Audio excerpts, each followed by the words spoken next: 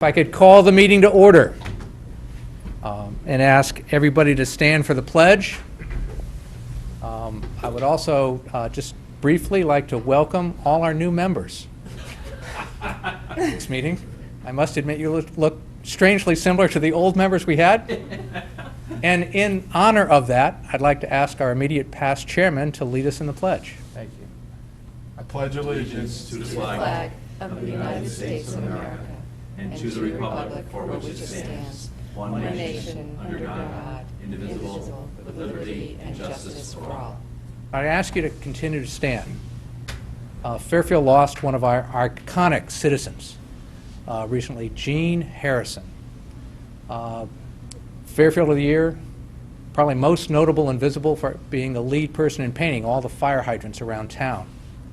Her energy, her spirit was infectious to anybody who knew her. Her smile was nonstop. So I'd ask you just keep her and her family in your prayers for a moment.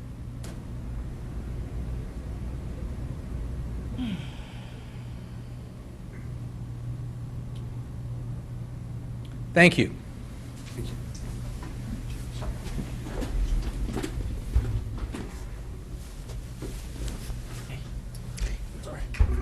As we open the meeting, the first item on the agenda is to hear, consider, and approve the election of the 2018 officers. If I could, I'd like to hear any nominations for chair. Marian? Yes, I'd like to nominate John Mottola for chair. Is there a second? All right, thank you. Any other nominations for chair? No,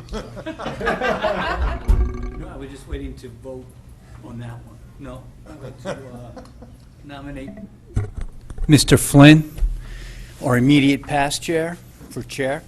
Very good. And I'd also just like to take this moment to thank Tom for his leadership over the past 8 years. Not easy being chair of this board, a lot of complex issues, putting this agenda together, working with the department heads. But Tom, I feel, has done a fantastic job, and this will be going into your 9th year, I believe, Tom, is assuming you are elected chair, as being our chair. And just a personal thanks, and also, I think I could speak for most of this board to thank you for the leadership that you've shown over the past 8 years as chair. All right, is there a second? I'd like to follow up DeWitt? on Jim's comments and put second Tom's name for nomination. I think he's done a great job as chair over his at least 2 terms or more. And I think he's been very balanced as a chairman, and I think he's guided us through some tough times and some tough debates, and has shown a lot of decorum. And I think he's very balanced in everything that he does here on our board. So it's an honor for me to put it to second his name for nomination. Thank you. Any other nominations or other comments? Ms. Marmion? Thank you. I think we have 2 great nominees. I'd like to speak to Mr. Mottola's relevance as chairman. He has great experience. He's served on this board, Board of Finance.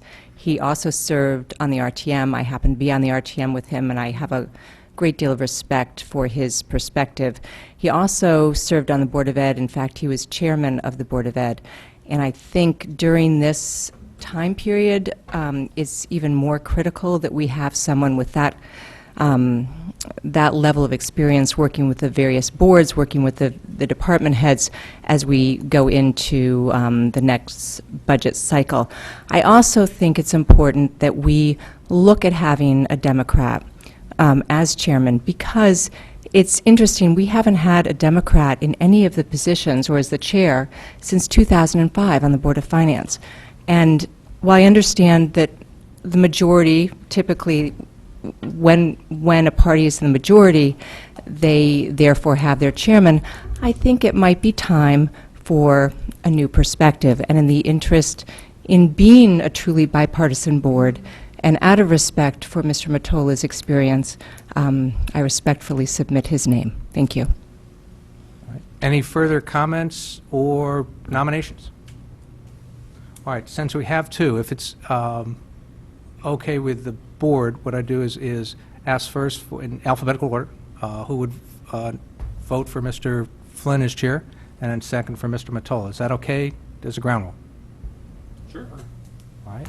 Then if I might, all those in favor of Mr. Flynn as chair, please say aye. Aye. Aye. Raise your hand. Okay. 1, 2, 3, 4, 5, 6. Do you have the votes down for that? Very good. All those in favor of Mr. Mottola? 1, 2, 3. All right. We have that down. It looks like Mr. Flynn has it. Mr. Flynn, congratulations. And with that, Thank you. I will Very much. turn the rest of the meeting over to you. Thank you, Mr. Tetra. Thank you for starting our meeting. I'll reserve comment. I do have a few comments to make, but I'll reserve those until after we elect the vice chair and a secretary. So I will open nominations for vice chair for the Board of Finance. I'll go to Mrs. Marmion first.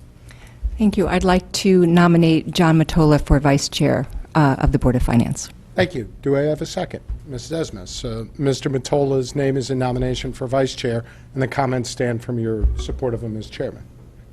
Do you have anything you'd like to add? I think he would be an excellent vice chair, and as I stated, I think it would be a great opportunity to have bipartisan representation. Great, thank you. We'll go for a nomination for vice chair. Mr. DeWitt. Thank you, Mr. Chairman. Congratulations. Thank you. Due to his prior leadership and experience on this board, I'd like to recommend my friend Jim Brown for vice chairmanship. Thank you, Mr. DeWitt. Do we have a second for Mr. Brown? Mr. Walsh. Mr. Chairman, I'd be honored to second the name of Jim Brown as the vice chair.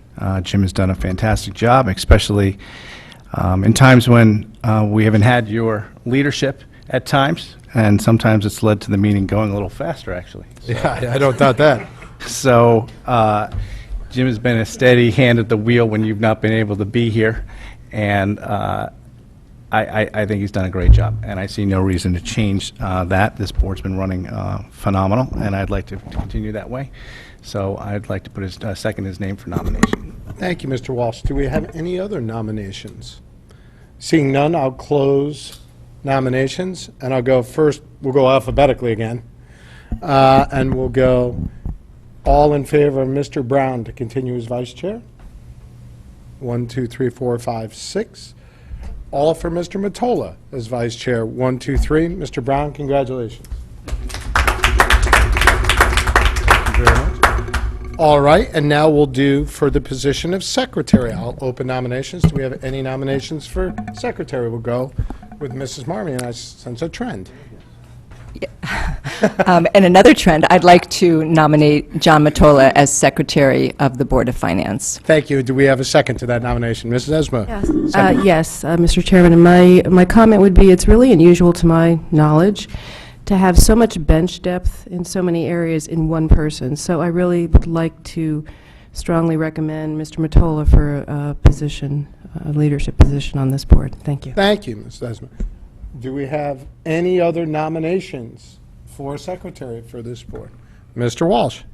I'd like to nominate Mary LeClaire for the position of secretary. Mary has been, I think, the longest-serving member of this Board of Finance, she's into her third term, and she's served for 16 years. I think she's getting close to being the longest-serving Board of Finance member ever. And I think that's a credit to her, the work she's done here, and the voters acknowledging that. She's also been very active on many of our committees, the Audit Committee. She was great on the Fund Balance Committee that I served with her on. The Flato administration put her on the Elementary School Space Committee. Mary is a certified public accountant. She is also a certified valuation analyst, and she's got 30 years of experience in the financial world, specifically as an accountant. And those are things this board has relied on, and just like you, Mr. Flynn, being a CPA, they're invaluable to us in regards to doing our work here on the Board of Finance. She's also been vice chair of this board before, And based on the level of experience that she's had, she's almost overqualified for the job, and I'm happy if she would take it again and keep the same leadership team we've had the last number of years. Thank you. Thank you, Mr. Walsh. Do we have a second for Mrs. Leclerc's nomination? We have Mr. DeWitt.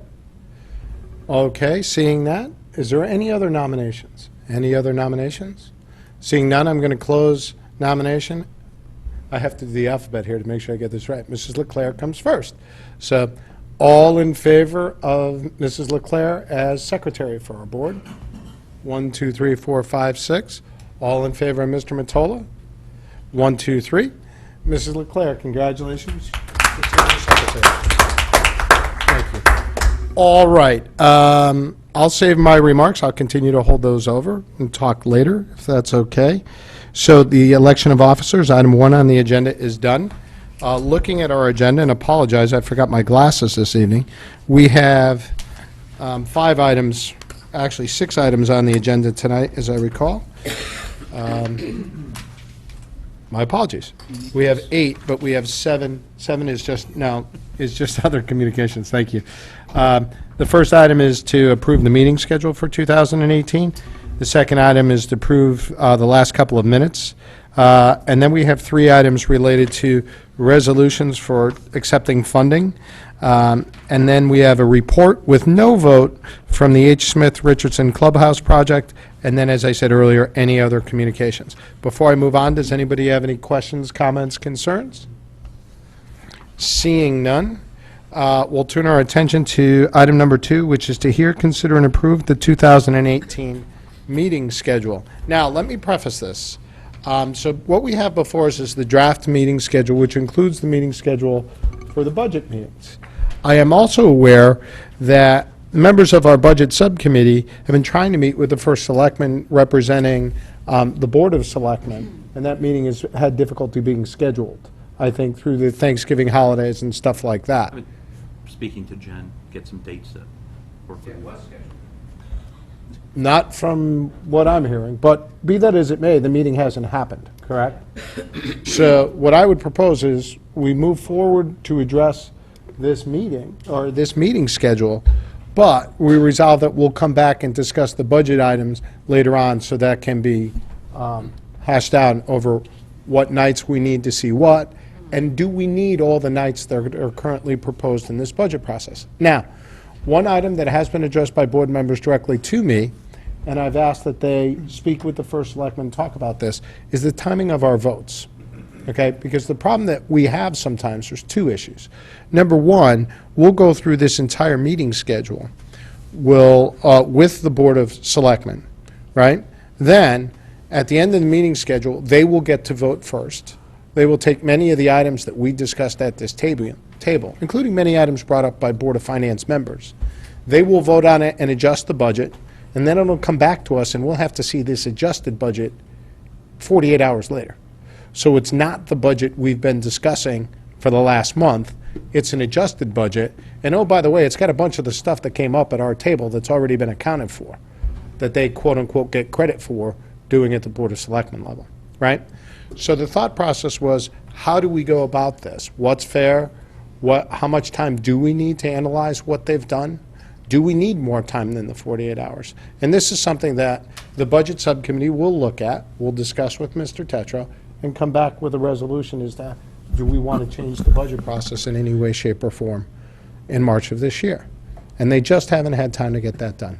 Does anybody have a question? I have a question. So the Budget Subcommittee, Yeah. is that, who is on the subcommittee? There was Mr. DeWitt, Mr. Brown, and there was somebody from here. It might have been actually, who was here before you? No, it was Bob Stone. Bob Stone. Bob So I Stone. think Bob Stone was on it. So- Happy to have you come back on that committee and take part in a meeting with Mr. Tetra on that. So, I mean, we can talk about this, but it's more the process of, are we, now that we're in a new term, going to be looking at the different subcommittees No and question we will. reappointing? So that's my question. Thank Yeah, you. I would say that for this particular instance, this subcommittee should probably stay the same with Mr. Brown, Mr. DeWitt, and happy to have you on it, and meet with Mr. Tetra, just because they have to get this done within about the next month or so. So happy to have you join. Do you want to join? I'd actually like to know what the other opportunities are, the other subcommittees, Sure. and so perhaps We'll we go can through talk. that in Thank you. January. Absolutely. Mr.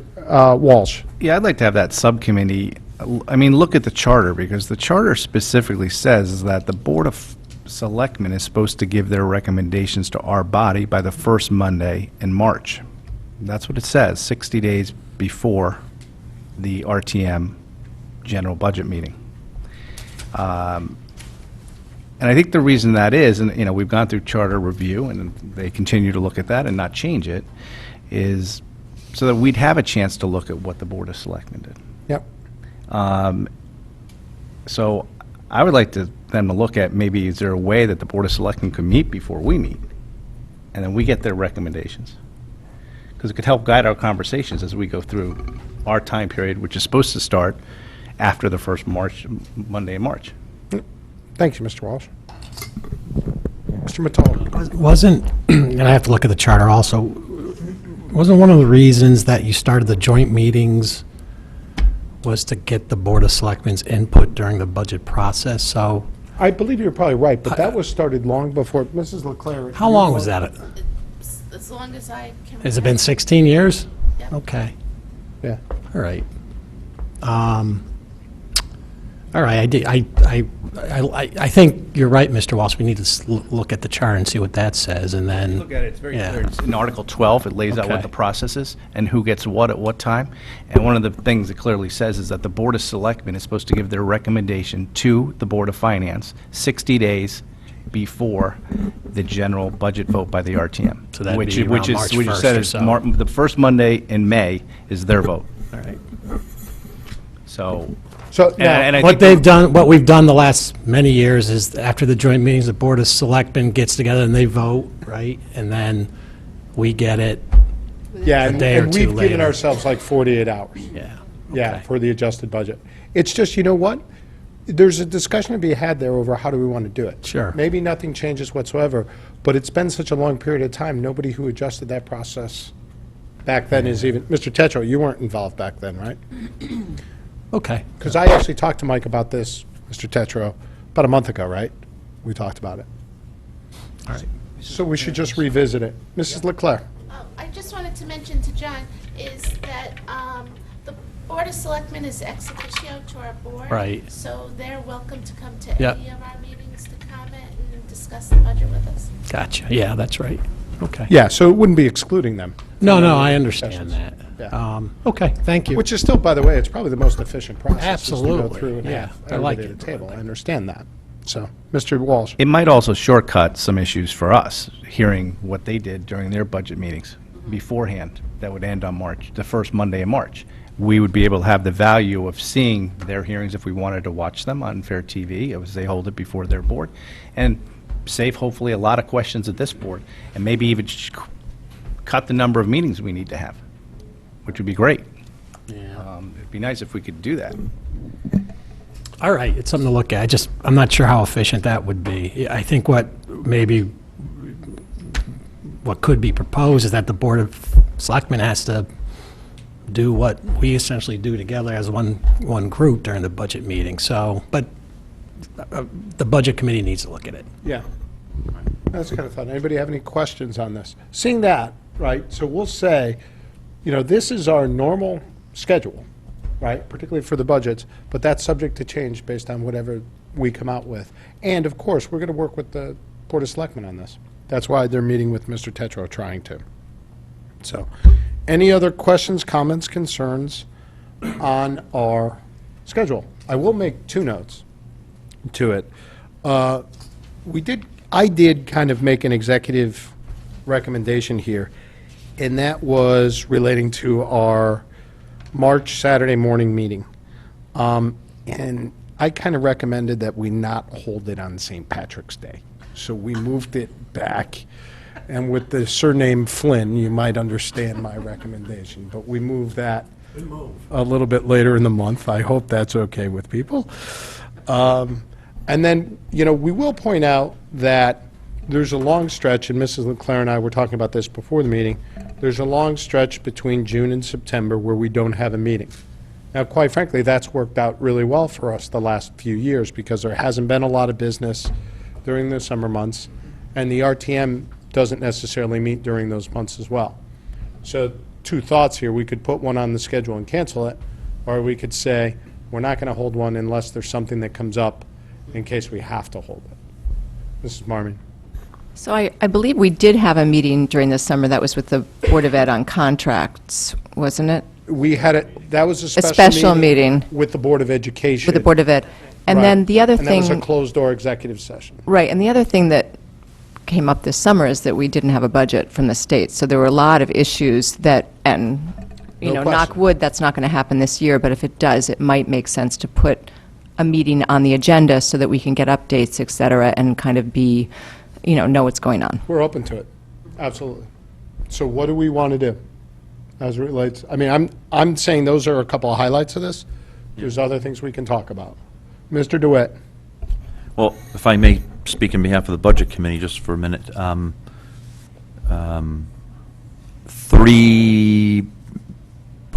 Maybe 5 years, was when we made the recommendation to remove the July meeting. There was never an August meeting. We had a July meeting always scheduled, and because it got canceled so frequently, we made a recommendation, and then the board at the time removed that, so we had that gap.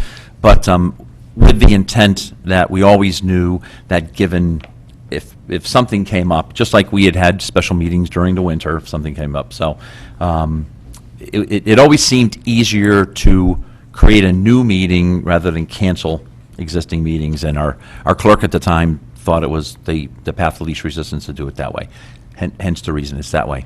And then the other thing with the events of this year, anyway, Chairman and I had spoken more than a couple months ago about the process with Mr. Brown. And in my 10 years, we made some really dramatic changes over the 10 years. I'd say the first 4 or 5 years. And the last couple of years, our reports have been, everything's great, little things here and there, change times. And we thought it was time this year to really reach out and to the First Selectman and the Board of Selectmen, see if there was anything dramatic we thought we could do, so. You're referring specifically to kind of the budget calendar, Yep. correct? Yep, Okay. the budget calendar, and Jen has been diligently trying to align us three, so my thanks to her first off, and that's why you probably haven't heard it, because she does a good job of, keeping you out of the weeds, so I appreciate her input, or her help, thanks. Thank you. Anything else? Anybody have any comments on the budget calendar? Mr. Brown, can you put it before us for a vote? Can you make a motion to move it? Do I have a second? Mrs. Marmion? So the budget calendar is now before us. Any amendments? Not the budget calendar, I'm sorry, the meeting calendar. Seeing none, I'm going to call this for a vote. All in favor of approving our meeting schedule? Opposed? Abstentions? That item carries. Thank you very much. All right, the next item, to approve the minutes of our September 27th meeting, our October 3rd meeting, and our November 21st meeting. The minutes had been distributed. Do we have any questions, comments, concerns on the minutes? Mr. DeWitt? Thank you, Mr. Chairman.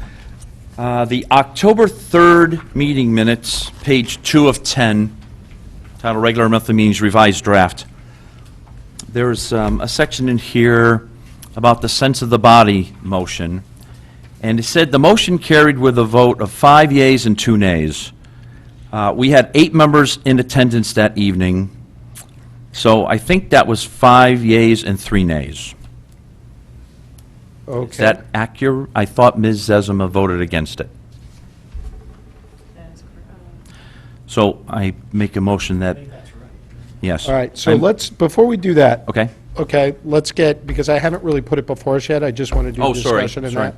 So do we have any other comments on the meeting minutes from anybody else?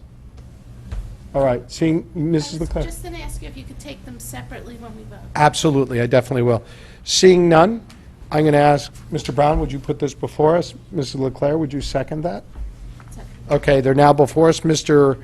DeWitt, if you want to make a motion, I'm going to put, when that meeting minutes comes up, please do. Yes? I'm going to put, at request, we'll put September 27th before us first. Is there any questions, comments, concerns, or amendments on September 27th? Seeing none, I'm going to call this for a vote. All in favor of these minutes? Opposed? Abstentions? Okay, that item carries. There were 2 abstentions on that, and the rest voted yea. We're going to put October 3rd before us. Mr. DeWitt, I think this is the one that you had the comment on. Can you make an... Yes, on page 2 of 10, I make a motion to correct, I don't know how you want to do this, Deb. Under the, it is resolved that the Board of Finance of the Town of Fairfield, motion carried with a vote of 5 yeas and 2 nays, needs to be corrected to 3 nays, and Ms. Zesima's name be added to the nay column. Thank you, Mr. If DeWitt. that is correct. Thank you. Okay, I'll tell you what, I'm going to ask Ms. Esmond, will you second that motion for the amendment? Yes, sir. Okay, so the amendment is now before us. Does anybody have any questions, comments, concerns on the amendment? Seeing none, all in favor of the amendment to the October 3rd minutes? Anybody opposed? Nobody's opposed. The October 3rd minutes as amended are now before us. Excuse me. There is one more, Mr. Chairman. Okay, Right below that statement, where it adds Mr. Flynn as the voice of the board, said the amended motion carried with 5 yeas and 2 nays. I make the same recommendation for 3 nays and Ms. Zesima's name to be and added. maybe I did goof that up. Who knows? But let's say that I said 5 yeas and 3 nays. Do we have a second to that? We'll put Ms. Zesma as the second to that. So that amendment is before us. Questions, comments, concerns? Seeing none, all in favor of that amendment? Okay, now the October 3rd minutes are before us as amended twice. Any additional thoughts on the amendments? Seeing none, all in favor of the October 3rd minutes as amended? Opposed, abstentions? We're good. That carries unanimously. Now the November 21st meeting minutes are in front of us. Questions, comments, concerns on these minutes? Seeing none, I'm going to put this item before us. All in favor of approving the November 21st minutes? Opposed, abstentions? 1 abstention. So the minutes carry. Okay, so all 3 minutes have now been approved. Item 3 on our agenda is done. I'm trying to speed this up so Mr. Walsh can't make bad comments about me anymore. Item number 4, to hear, consider, and act upon the following resolution as recommended by the Board of Selectmen. Whereas pursuant to Public Act 1498, Section 2D, the Connecticut Department of Economic and Community Development, through the power granted by the Office of Policy and Management, is authorized to extend financial assistance for projects under the Transit-Oriented Development and Pre-Development Program. And whereas it is desirable and in the public interest that the state of Connecticut make available $200,000 in grant funds to the town of Fairfield in order to undertake a TOD planning study of the Fairfield Metro site and surrounding area and to execute assistance agreement in accordance thereto. Now therefore be it resolved that the town of Fairfield is cognizant of the conditions and prerequisites for the state financial assistance imposed by Public Act 1498, Section 2D of the Connecticut General Assembly and the guidelines of the Transit-Oriented Development and Pre-Development Program, and further resolved that the town of Fairfield agrees to complete the planning study is specified in the Office of Policy and Management's award letter dated September 29, 2017, and the fund request letter to the Connecticut Department of Economic Development and Community Development with scope of work dated March 6, 2017, and further resolved that Michael C. Tetro, First Selectman, be and hereby is authorized to accept in the name of and on behalf of the town of Fairfield the TOD reimbursable grant from DECD in the amount of $200,000 to undertake and study, and further resolve that the First Selectman is hereby authorized on behalf of the town of Fairfield to sign and execute any and all necessary documents to secure said grant, and further resolve that $200,000 is hereby appropriated to fund said study. Do I have a motion to put this before us? Mrs. Marmion, second by Mr. Mottola. The item is now before us. Who's going to speak to the item? Mr. Barnhart, welcome.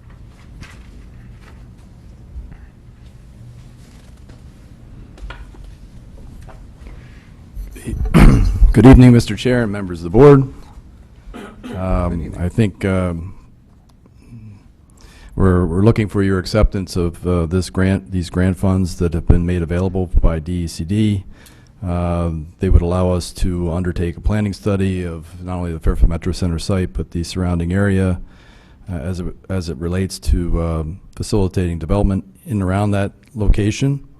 We do anticipate, as outlined in my memo to the Board of Selectmen, several elements of that planning study in consultation partnership with the Planning and Zoning Department and Commission, which would include a market analysis, looking at development parcels or development sites within that area, their susceptibility to development and build-out potential, to look at economic impacts associated with that, and looking at also demands on infrastructure and other local services that relate to facilitating future development. We would also anticipate that to the extent to which there would be a need for further changes with regard to our POCD, land use policies or regulations, that they would, the study would also highlight those areas of proposed change. We have talked to, I've talked to the planning and zoning staff, and it's our intent to work with them. We think this will be very helpful in terms of not only engaging the public around this. We had previously conducted a planning study around the Commerce Drive area. We think a robust public engagement process here would also be very helpful to inform not only the public, but various town boards, including our land use boards, as relates to future development. So I'm happy to entertain any questions the board may have at this time. Board members, questions? Mrs. Leclerc. So, I know a few years back, my husband was chair of the Town Planning Zoning Yep. Committee, and they put numerous hours doing exactly what this seems to be telling us we're going to restudy. So they already changed the zoning regs, so I don't understand why we need to do it again. Well, part of that was we looked at a very limited area. We did not include the Fairfield Metro Center site as part of the study area. At the time, the justification was that we had an approved master plan for the site, so there was no need to really evaluate development opportunities as it relates to the Metro Center site itself. And obviously, the passage of time there has been some time that has elapsed, and so there is a need to perhaps look at and revisit some of those recommendations as part of this study effort. In addition to that, as I mentioned, the Planning and Zoning Commission is looking at updating their POCD. That is town-wide effort. Certainly one of the areas that they would look at was the Commerce Drive area. We also had, in my discussions with DECD as it relates to this grant, had asked whether or not it would be possible to look at development sites in and around the downtown location, whether there's TOD development opportunities there too, and whether this might also help facilitate their planning process. That's also a distinct possibility here. Obviously, if we're doing a market analysis, that obviously impacts our decision-making as it relates to town-wide conditions. I thought that the downtown area was included in that as well, and I think it was only less than No. 5 years ago. No, it was just the Commerce Drive area, and as I said, it did not include the Fairfield Metro Center site itself.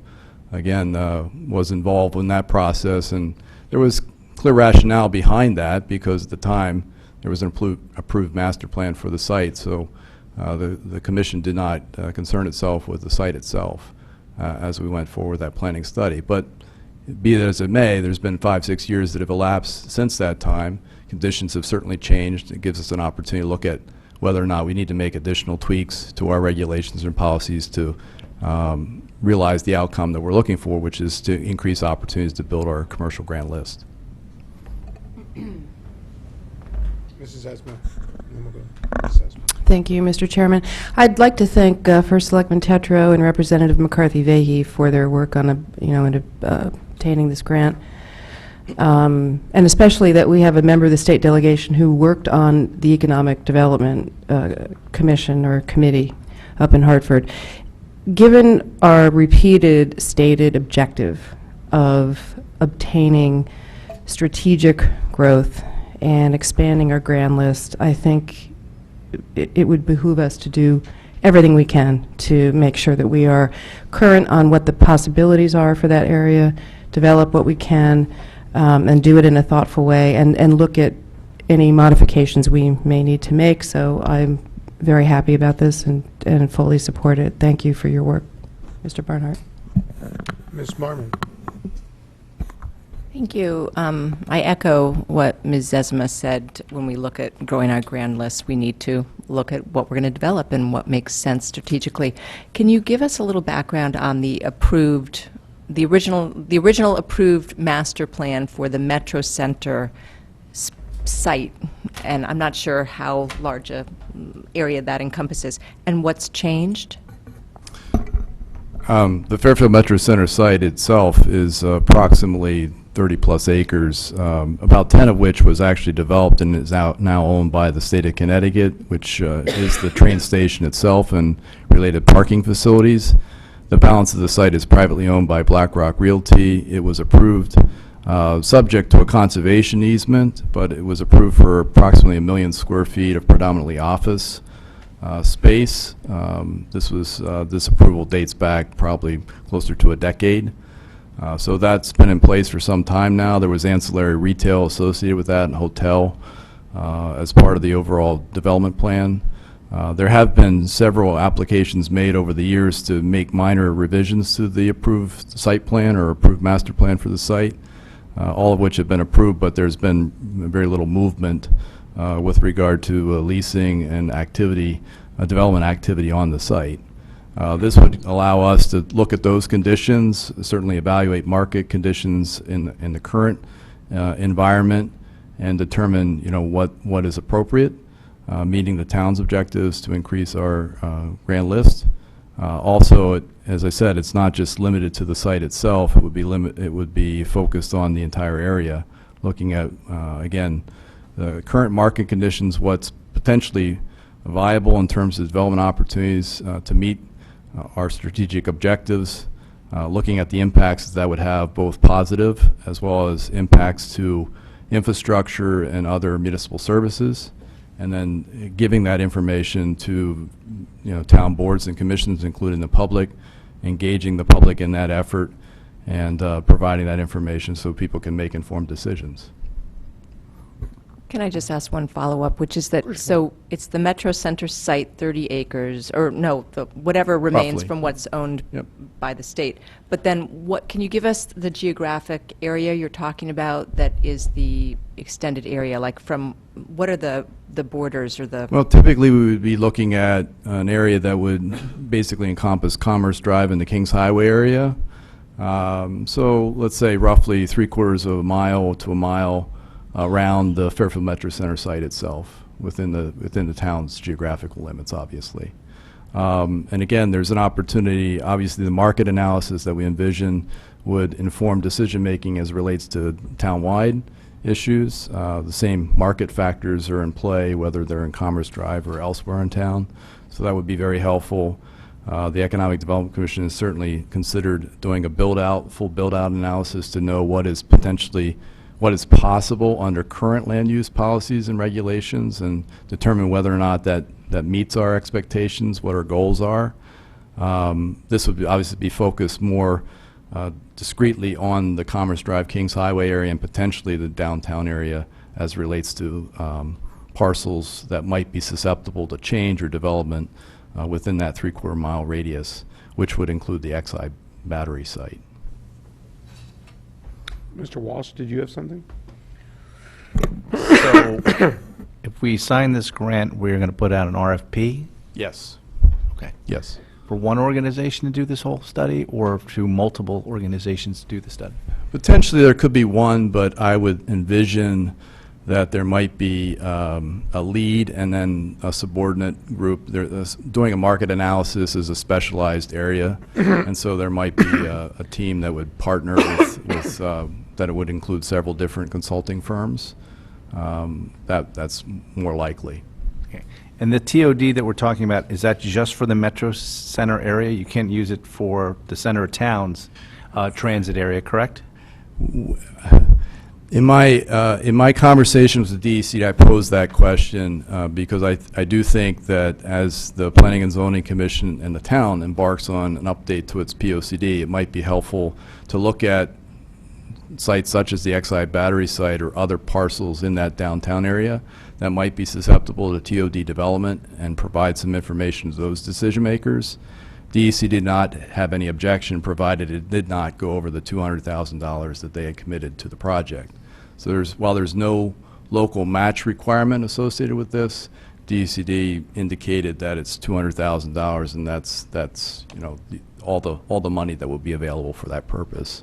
So provided it's related to that, I'm sorry, Department of Economic and Community Development. So sorry, that's a mouthful too. But basically, my state counterpart is the organization that's providing the funding. Okay.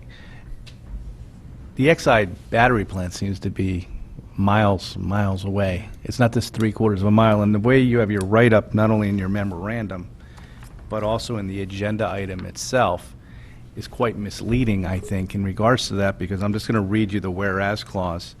It says, whereas it is desirable in the public interest that the state of Connecticut make available $200,000 in grant funds to the town of Fairfield in order to undertake a TOD planning study of the Fairfield Metro Center site and surrounding area, and to execute an assistance agreement in accordance thereto. I don't see, under any definition, And let me you might as well just say, not even put the word Fairfield Metro Center. And in any of this. let me be clear in response to that is an option for us, I guess, the town as a whole, and I include this board as part of it. It came up subsequent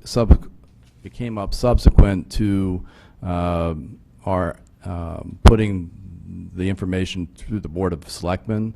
In my conversations with the Planning and Zoning staff,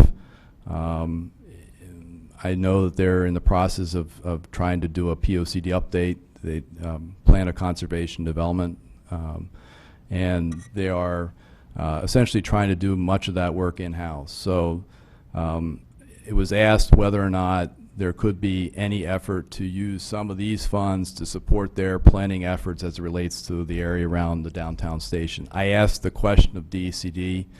They were responsive. They indicated they could do that, but it's not something that, again, that was not the purpose for which we originally applied for. You're But absolutely that's correct. also not what the Board of Selectmen approved, right? That is correct. Right, so you could, I don't care what they said, the Board of Selectmen. We would have to approved it. basically make an application to them To who? to the DECD to broaden the scope to include that. If the consensus of the various boards is not to do that, then I guess, No, but what I'm saying is, as it stands right now, because of what the Board of Selectmen approved, you couldn't do that anyway. 'Cause you'd I have think to go back. I think the resolution the Board of Selectmen did was empower the first selectman to execute the agreement with the state, which include any amendments thereto. I just want to be very clear and transparent that that was a conversation we had, again, at the request of Planning and Zoning, and I'm just bringing that up now in the interest of being completely transparent with you. If that's the sense of this body and the RTM, ultimately, I would say the same thing to them.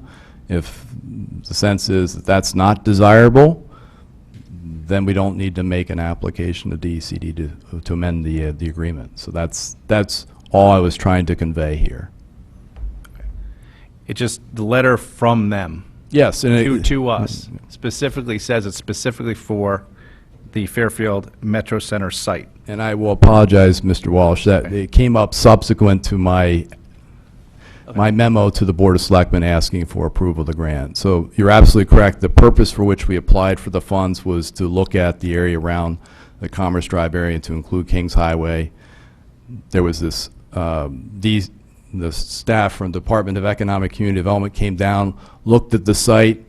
I happened to show them other locations in town as well.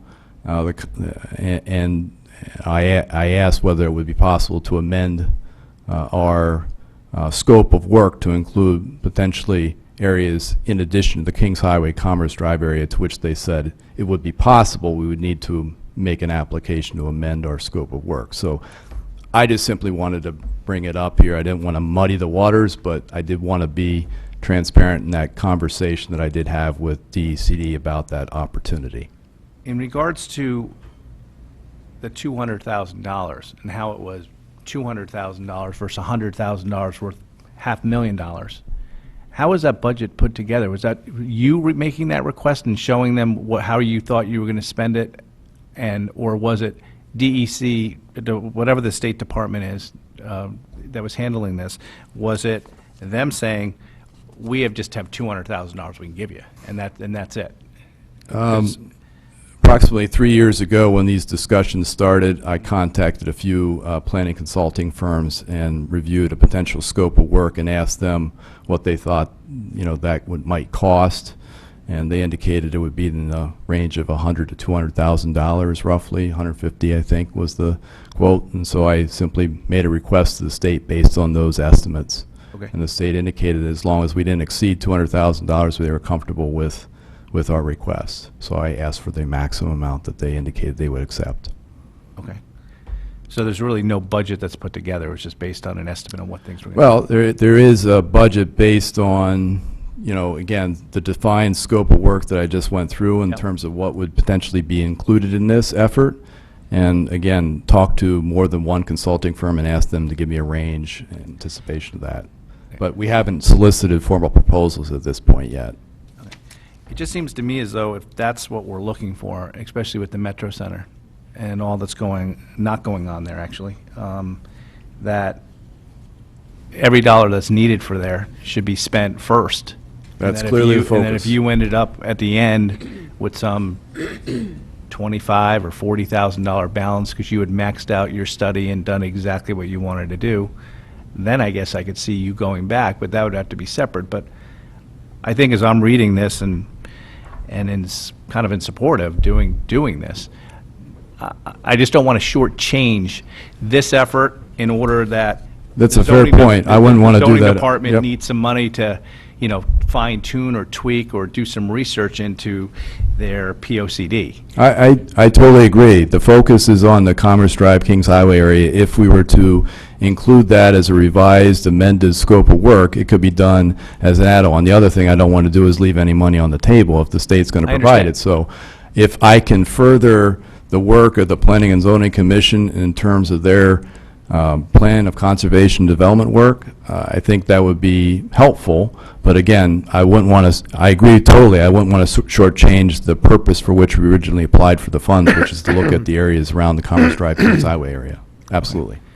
All right. I mean, I guess I have some more questions, but I think there's going to have to be some understanding that this money, until you've done everything you want to do, there's exhausted, that it can't be used for anything else, or you can't make application till you have these numbers in. Because I don't want to shortchange this. So I want, I hear you and I trust you, Yeah. but I think we also have to have an understanding, you might not be here, you might get a better job or whatever, and somebody else can come in and say, hey, I need $100,000 in zoning to help pay for this POCD. Well, let me be even more specific. What I envision is spelling out the scope of work as relates to the Commerce Drive, Kings Highway area. There would be an additional element as it relates to the area around the downtown train station, for example, which would be defined separately. And so we would ask for proposals from consulting firms to include all those things, and then we can make a determination right up front before we actually execute or enter into contract with a consulting firm to do that work. So I would think you would know that information up front before you actually engaged anyone. Can I ask a question related to this? Because it goes to Mr. Walsh's point, and I'm not an attorney, so never wanted to be an attorney. No, the article that you read, right? Let's go back to how you started this discussion on Exide and all that. The article that you read within what we're approving very specifically says that $200,000 is to be spent by the study of around the Metro Center area, right? So when I approve this as a member of my board, it's very clear to me that that is where the money is to be spent, period. regardless of the fact that you go and get permission to the state to spend that money elsewhere, if we vote on this, we're voting on it with that whereas in there, which specifically says spend it here. And I would think if you then turn around and get permission from the state that you could possibly spend this in other areas, wouldn't you have to go back through the Board of Selectmen and the Board of Finance in order to extend that like that? My prior understanding was no, but again, if I didn't ask the town attorney specifically that question, but you know, I will defer to the town attorney. If he felt an additional action was necessary, we would go back through the respective boards. I mean, because it very specifically is called out here. I mean, it's not like it's very specific that that's what we're voting on, that clause is in here. And that's what, you know, Yeah. raises the question. I mean, Mr. Mayor? Yeah, the Finance Department only spends money on authorized expenditures. Right. So the authorization rules. Right. So this would be the authorization, which Yes. would be Fairfield Metro Center. Yeah. Thank you. so if you got a bill in, and it had anything to do with giving advice on the Exide plan, you would say that was an unauthorized expenditure? Unless it was, you know, there's somewhere in here near, unless somebody made an argument, and if we noticed, you know, on the face of it, yes. I mean, would you, I mean, I mean- we know the town, so do you consider that to be near? Because I don't. I would not. Okay. That was not, you know, I wouldn't consider it near either. That's Okay. why I'm bringing Right. this up now, probably to my, Excuse me.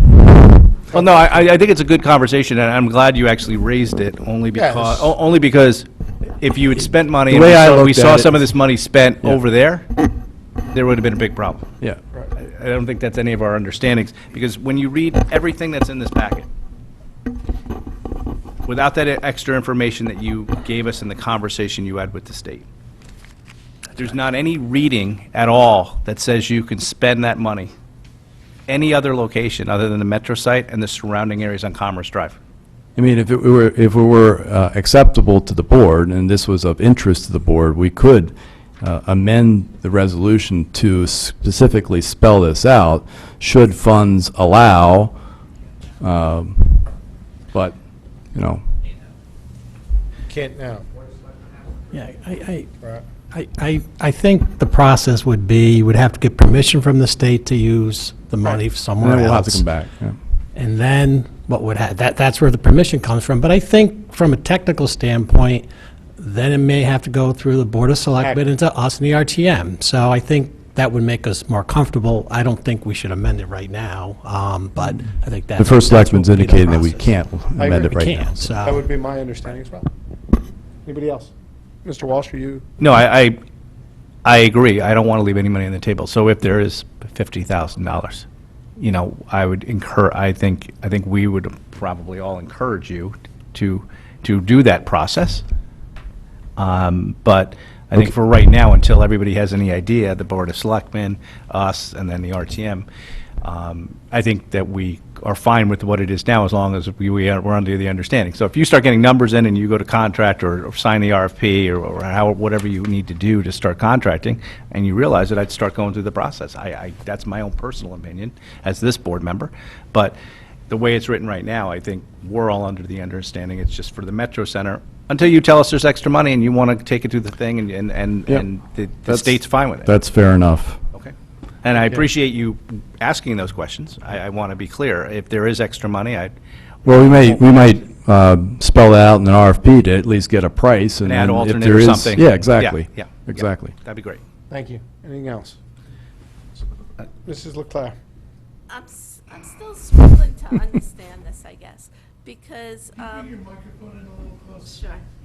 Because we don't own the Metro Center property, and so this is for the to plan the area, the neighborhoods around the surrounding Metro We Center. don't actually own any of the property in that area, or very little of the property in that area. So really, it's to provide town boards and commissions, principally our land use boards, with some information that would inform their decision-making as it goes forward with respect to land use policies and regulations to facilitate future development in that area, not just the site itself, but the area surrounding the site. And that obviously, we did go through a very successful planning process a few years back that looked at this area. Obviously, things change over time. It's appropriate to go back periodically and look at, revisit those assumptions, determine whether or not, you know, the types of development that we envision actually transpired, and whether we are happy with how things are developing in that area, or whether we want to make some further changes. So I really see this as an opportunity to provide the public and town boards with some information to inform their decision making. Because there's a lot to be done in that area, and I don't want to waste funds redoing what we've already done. And I think when we redo a master plan and redo our zoning regs, it's not going to happen in 5 years. You have to give it a chance for those new regulations to take effect and for developers to come along and read them and understand them and develop plans. So to me, we're recreating what we've already done instead of looking at further new areas and new things we could be doing. And my understanding was that we changed the zoning regs especially for this area and to encourage development and the proper development in that area. We did provide for an overlay district within a very close proximity to the train station, a floating zone, but there are limited parcels to which they potentially apply. It does not include the Fairfield Metro Center site itself, and doesn't include parcels further down Commerce Drive, Kings Highway. Obviously, there was good and valid reasons for the decision-making that took place at that time, but as I said, it's appropriate to periodically look back and determine whether or not we have made, whether there's other things that we can do to facilitate the outcome that we're looking to achieve over there. And as has been pointed out, the reason why we're looking at Commerce Drive, Kings Highway, is that's where the monies have been made available to assist us in looking at those decisions. Right, but I guess I'm reading this and it sounds like we're just redoing what we had already done instead of expanding into new areas and really coming up with how to market the area and those type of things. We do need to increase our grand list. Well, this is probably the best opportunity for us to increase our grand list, because this is where the most of our commercial property is located, here and along Black Rock Turnpike. So again, this is where the state has seen fit to provide planning funds to allow us to do that. And so either we accept the funds or we say no thank you and turn it back to the state, and they'll provide assistance to somebody else, I'm sure. I think I'm just saying something different. I just don't want to redo what we've already done. I want to take it, one I don't think this would redo what we just did, no. Can I follow up on that? Where do we stand with Black Rock Realty and the development of the Metro Center site right now?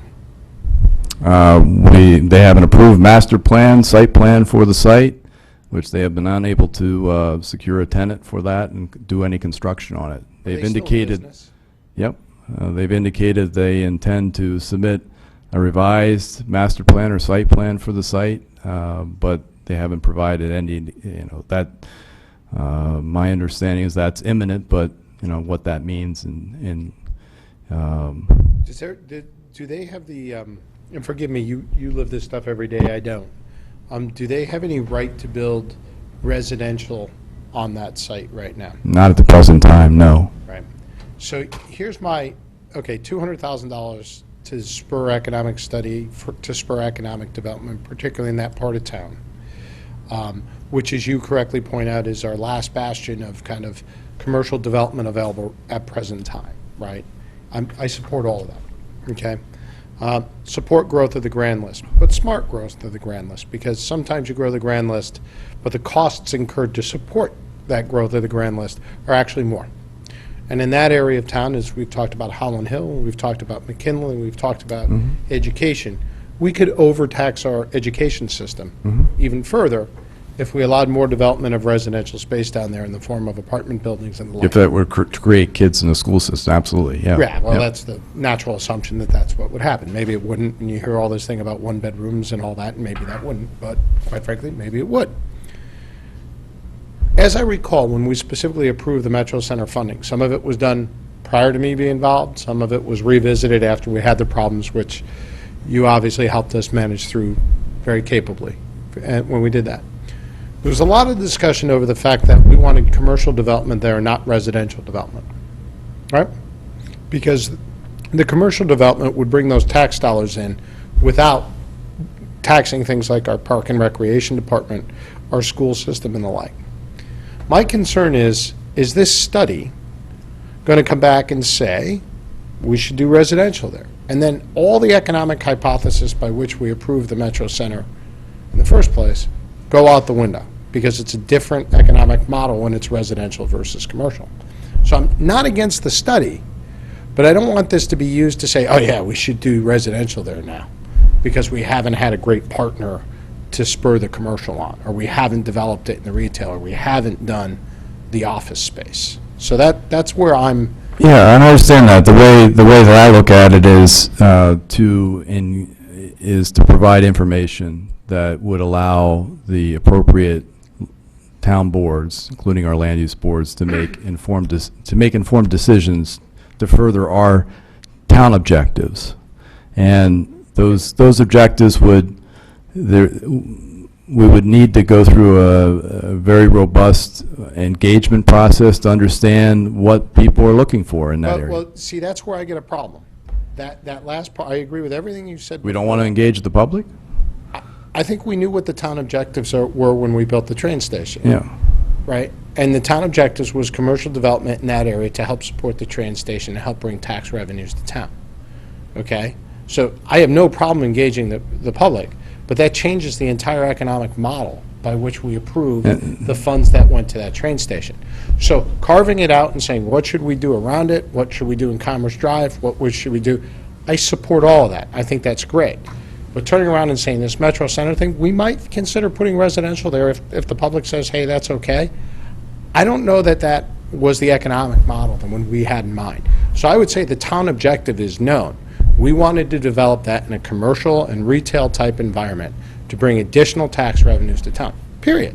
That's part of Then what- I would expect that that's what we'd hear from the public if we engage the public in that process. I don't know what you're going to hear from the public. I know the people that voted that when, what was put before us when that economic decision was But, made. to your point, part of this effort would be to look exactly at those issues, economic impacts, including impacts to So we're municipal clear- infrastructure, So in the RFP. including that we're- schools and other public services. So in the RFP that's going to go out to these people to develop this, we're going to state the town objective for this area, right, was to develop commercial and retail and non-residential properties to support the economic development of that area and the growth of the grand list. Is that what I we're going to think say? the objective clearly is to increase the grand list, absolutely. Well, no, I just said, my goal isn't just to increase the grand list at all costs.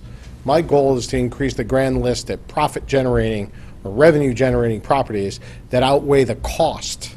Yeah, I think we're on the same Okay, page. well, we're going to say that then. Yeah. Okay, that's what I want to know, that we're going to say that. I also would say that there are residential projects that can actually have a positive tax rateable. Absolutely. So if we can come up with that, I mean, I think if you look at that trademark But Fairfield it's project, for example, that's going to be a positive tax rateable to the town. Hope so. I don't know that because I don't know what's going to come out of that in terms of cost of the school systems. I don't know. It's a great unknown right now, to me. Well, but that would be one of the things that I would hope that a consultant would help us answer those questions, right? That's what I'm asking. Thank you. I agree with what you're saying for the most part, but let me ask a question. Why, this may be a loaded question, but did you apply for this grant because things weren't happening down there? What was the reason behind it? Yes. Okay. Yeah, in a word, yes. All right. Because it's, We were not achieving the really. objectives set Okay. forth, so we were looking for ways in which we could go back and look at, these conditions and determine how best to Right. proceed, or All give us right. some recommendations. thank you. Mr. Becker? You don't even have to answer it. I get that you work with them, but isn't part of the problem ultimately, and the reason why nothing's happening down there, who owns the site? If this parcel lined up under those conditions was owned by somebody else, saying even another town, same conditions here, doesn't make a difference, I feel like we wouldn't be talking about yet another $200,000, lump of money from either the town or the state being poured into this site. It seems like that's what this ultimately is. To go back to the drawing board to what? Try to come up with some other version. As you said, they've gotten every revision that they've wanted to their master plan, and they've still not done anything. They've changed the principle involved, and they've still not done anything, yet significant development has occurred in quite frankly, within our neighboring towns on sites that are located in prime locations with transit and all the other things that this site has. Yet this one just sits. I mean, I'm not opposed to, trying. I mean, it's economic development, it's money, it's sitting there. But, I could think of a lot of other things that this 200,000, state cuts us for 200, but then they give us 200 more. They throw it at, are we going to be back here in 5 years? To Mrs. Leclerc's point, I mean, there's been things in place. Have they, do they need more time to try to flesh out whether or not we need yet another revision to try to, I don't know, appease ultimately the I don't think developer? there's an easy answer to that question. I don't think it's one factor. There's a lot of factors that go into this, but, I'm not going to sit here and defend the ownership group, because they're certainly part of the issue. But I don't know if that's exclusively the issue here. I don't believe it's exclusively, I don't think it's the only reason that we have an issue there. And that's why, in addition, we're not focused exclusively on the Fairfield Metro Center site either. There's I think other it does give us an opportunity to go back. There was a lot of good work done with the Commerce Drive planning study, but we took a very focused look on the area in the immediate environs around the train station itself. It gives us another opportunity to go back and look at that. Have we succeeded? Have we met those objectives? Can we look at potentially other areas in that beyond the initial study area that might be susceptible to change, and what kind of change do we want to see that would accomplish our objectives? So I think, Well- I don't want to focus exclusively on that, but obviously Fairfield Metro is I really do hope that is you there. go back and ask for the revision, and that you bring that back through the boards, and you make sure you can really put some good money there, because it seems to me like 5 years from now, we're going to be talking about the same thing with the site, and to have dropped the whole 200 into that situation again would be a little disappointing, because around it, there are some amazing things that are happening, and there are still parcels that are available to either be redeveloped or expanded upon. And We wanna and encourage those that. are, Yeah. to me, those are the realistic areas. Right. Versus, sadly, the pipe dream of this big thing and them actually doing something. Hmm. So I hope you do come back and we do that. Thank you. Thank you, Mr. Barnhart. It was a good discussion. We appreciate I have a it. couple more. Oh, I guess we do have a couple Yeah. more. I had my hand up, sorry. Oh, Maybe you I didn't see missed it. It would seem as though, from based on what you're saying, we should have a strategic plan first and a development plan second. And I think that you should work on that first. That would because be of ideal, Some of yeah. the ideas are, have come out at this table. I also think this board should be represented on that planning committee, because they know the finances of what's going on, and also the finances of the town. And despite a grand list growing, which is a great thing, if the expenses that we have to put towards, because of having to build schools, and it might be multiple schools, it might be a new elementary school, it may be, it may be a middle school, it may be high school expansions based on this, based on numbers that are out there now. It all falls into things. Same thing as, we might need to have a police substation over in that area if there was too much residential and other things going on. or a fire substation. All things that are going to cost the town possibly more than the growth in the grand list. Because grand list is great, but if our expenses are skyrocketing and bonding going up because of having to supply all the services that the rest of this town that we supply are entitled to as residents of this town, then it doesn't really get us anyplace. Yeah, we need to look at both the positive and potentially the demands on municipal services side as well of the Exactly. equation. So that has got to be part of the scope, absolutely. So I think that we should probably, or you should probably work on a strategic plan and a committee on that, and before any type of development plan comes out. Well, this, in essence, provides the underpinnings for that. I guess if you think of the plan of conservation development, even limited to a particular neighborhood or census tract, as a strategic plan as it relates to land use policies and regulations affecting that particular area of town. I mean, that's how I see this process. And I do agree that it's helpful to have those, have an understanding of of what we want to see there, the town's vision in place before a specific development plan Exactly. came forward. Absolutely. We don't necessarily control that process, though. I mean, they could make an application tomorrow, but I agree with you. I think it would be helpful for us to have this information, to have the Planning and Zoning Commission have this information before they would, pass judgment on a specific site plan. And this is going to be the TPZ that does this? I think largely what drives these things ultimately is how our land use policies and regulations align to achieve what we see as our objectives, our goals in terms of development. So I think they need to play an instrumental role in this, similar to what took place, as Ms. LeClaire mentioned before. Planning and Zoning took the lead, and I think certainly my commission, the Economic Development Commission, would be very happy, playing a facilitator role, but letting them take the lead if that's what they wanted to do. Okay. Well, if that gets going, But again, I think you have other stakeholders, and so, you need to have a very robust engagement process to allow others to participate in that planning, including members of this board. Because I have some similar concerns with regards to some of these same issues and some of the stuff. I'm not going to rehash what Mr. Flynn said.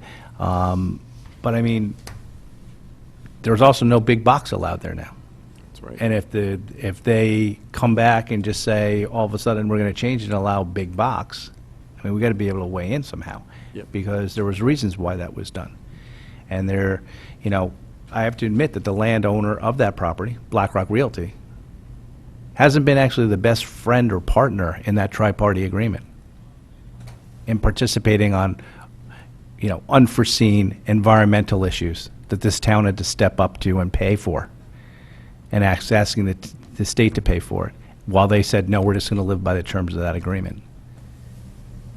So doing things that are just going to economically benefit them should not be high on the list. Doing things that are economically going to benefit our taxpayers should be, solely, actually. So, in going forward, I think we should walk slowly, and I think this is a good first step. But I also think that one of the things, and maybe you can talk to them, and whether it can be written up, is, are there other ideas outside the box, such as maybe if this property was marketed with tax benefits by both the state and the town, maybe we'd get some more interested people in the property. I mean, the state seems to be willing to spend millions and millions of dollars on certain corporations to stay and not on others to stay. And certain ones in, hedge funds and things in Westport to move when they don't even need the money, just so that they'll go down to Stamford. Well, maybe some of that money should be directed to making someone come to Fairfield to take that. I mean, look at, say we had waived taxes for 10 years on the property, 10 years ago. We'd still be in the same position we are today. We have got no money in 10 years. It wouldn't have cost us anything.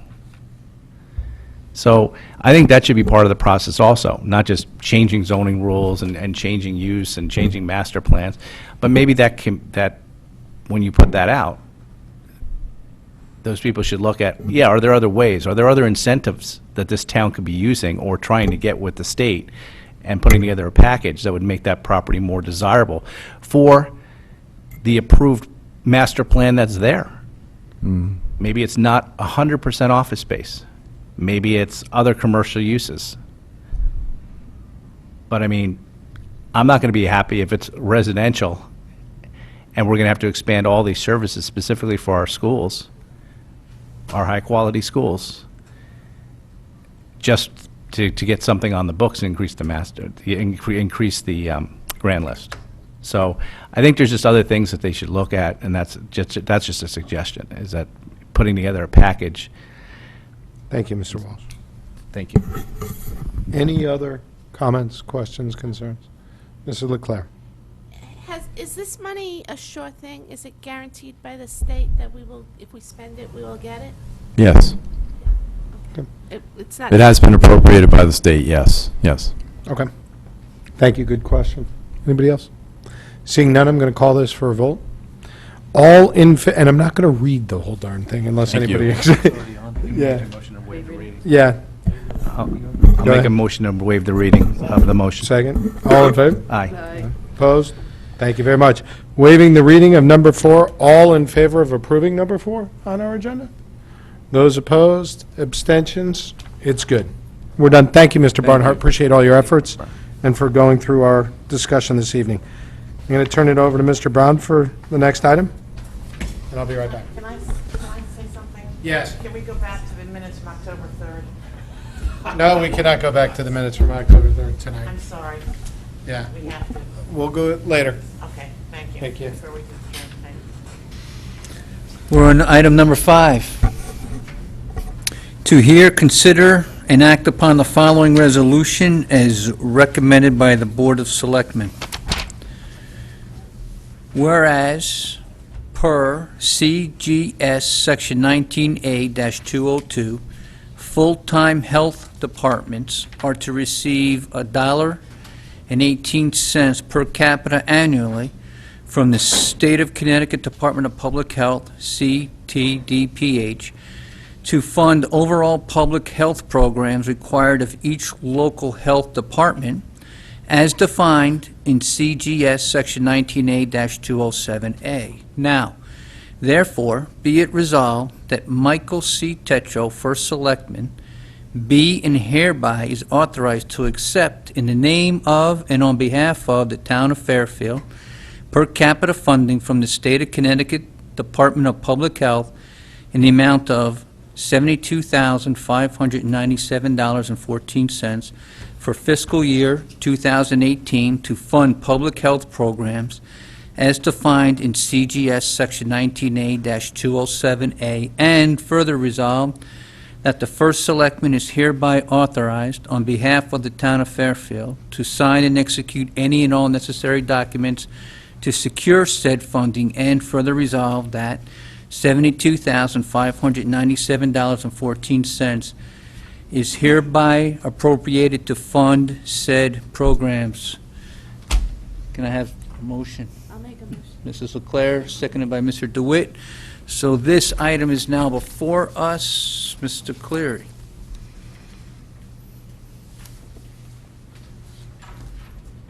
Thank you, Mr. Brown. This is our per capita funding that we receive annually from the State Department of Public Health. So it essentially funds 2 part-time positions, a clerical position in our department, a project coordinator position, and then 3 sub-part-time positions, somebody who's scanning our files so we have digital files available to the public, an intern, and another assistant to the project coordinator. Mr. DeWitt? Thank you, Mr. Vice Chair. Thank you, Mr. Cleary. So I'm looking at the budget for this year, and under revenue, it says health grant per capita. Yeah. And you, or the First Selectman, I don't know which, for FY18 said you were going to make 0, which was probably a prudent thing to say. Well, a few years back, the per capita grant, if you look back at that line item in previous years, it was taken out of the revenue and separate it out as a grant, because it was Yeah, that's what it decided- says here, health grant, yeah. It was decided that this is a grant, and that's why we're here now, going through the grant approval process for this particular fund. Right. Yeah. So I guess my point is this, you, going into the budget, or the budget that was approved, you had $0 going in for the grant. So you, to the town, we have a $72,597 windfall. That was not planned for, correct? Well, the, This budget's, this is for 218. I have the 2017-2018 budget. Resolutions for 218. It's for, no, it's for this this this fiscal year that the we're fiscal currently year in. we're executing right now. Yeah. So there was a decision, so the per capita funds had been in the budget previously, and there was a decision made a few years ago to take those per capita funds out and treat this as a grant, not as straight revenue to the town. So this was Right. pulled out, and so so there was a decision made a few years back just to zero that line item out, and that's been that way for, I think, 2 years now, that we haven't had that listed in there as revenue. Since we get the funds and we expend the funds, it's a zero zero balance to the town, if you will, a net zero to the So town. you're saying your budget request every year is, for this year anyway, $72,597 lower than you think you need, based on the fact you think you're getting this grant? No, this grant has been, so. Bob Mayer knows where I'm going. Is this a windfall, or, because, again, well, it's the thing called revenue, and it No, says health grant per capita, and it's 0 for FY18. So, again, my question is this a windfall? Is this $72,000 and I don't want to say found in that there's no effort involved in here, I appreciate the efforts involved here, but is this found, I will say it that way, is it found money on top of our? No, it's just a matter of where it is. It's in the grant funds rather than the budget, rather than the general fund budget.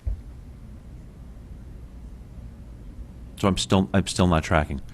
In the revenue, aren't our grants tracked under revenue? Not all grants go through general fund. Oh, okay. So I'm confused. I don't know if anyone else is. So there's a, I mean, I'm not, we had a lot of, I'm trying to remember the discussions, but we took this out of the general fund and put it in the grant bucket, yeah, where correct? would I correct, a find few that in the years ago. budget book, Yeah. Tom? Where would I find that in the budget book? 'Cause like I said, I'm looking at a line that says 0. Yeah, the line probably should have been removed. But line It's- or, it's- but it's li- kinda not like line or there's- no there's- line, there's where grant- does it live? There's monies that come through as grants that don't go through the general fund. Like, for example, the last authorization you just passed. That won't be in the budget book either. But these are ongoing But this is an individuals, ongoing, right. Right, these are Yeah. employees that are there all the time, this grant covers them each year?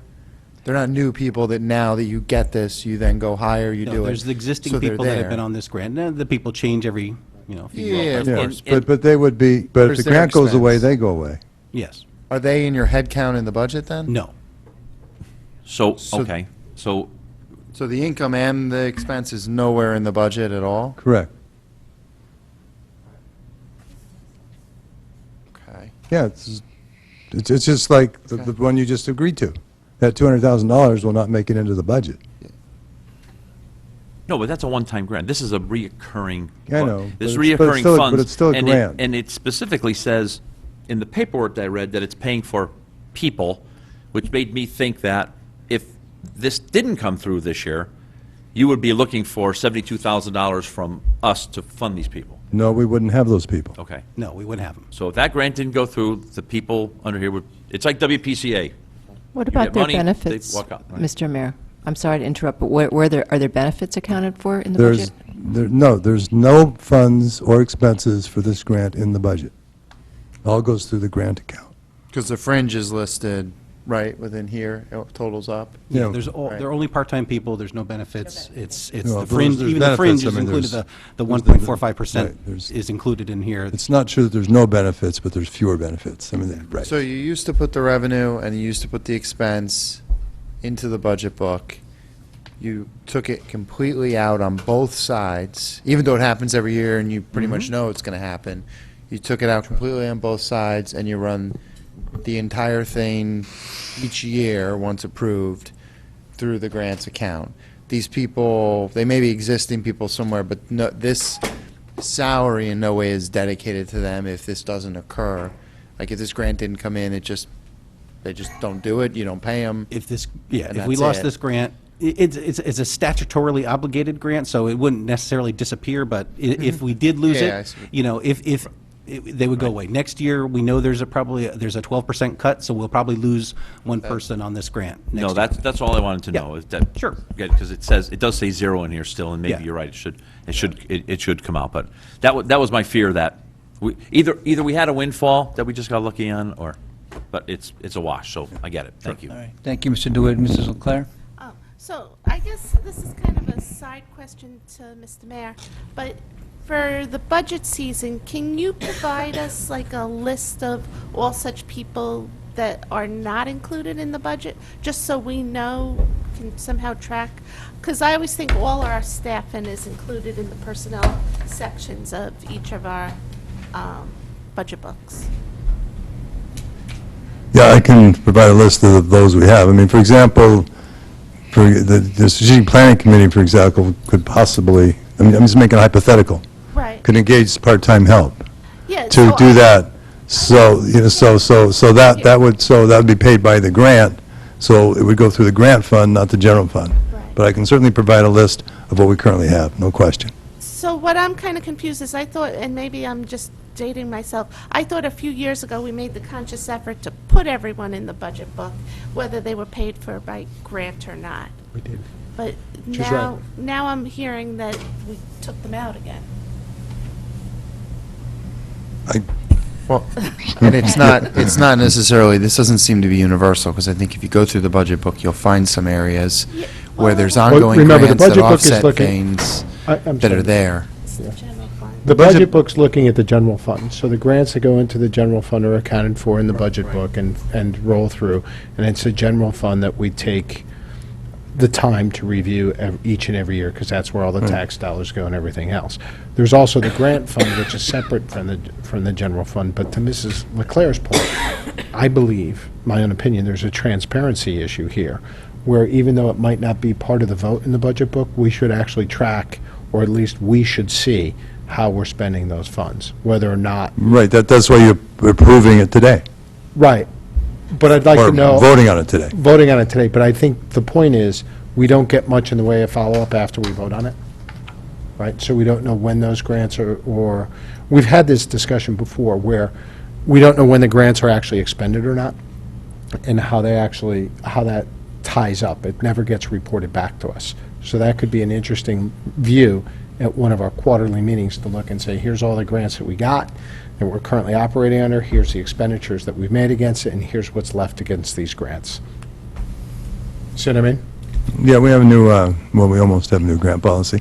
Right, because we've been asking for that. too, Right, which I actually gave to the First Selectman's office today, which has, timely. good, yeah, get lucky sometimes, which has a, part of the grant is required quarterly reporting from all departments Exactly. that have grants, to ensure that they're tracking, billing on time, et cetera. Because we had problems with that in the past, Yes, that they weren't correct. getting the funds, and Mrs. Correct, Leclerc is absolutely exactly. right. That's when that came up Right. originally.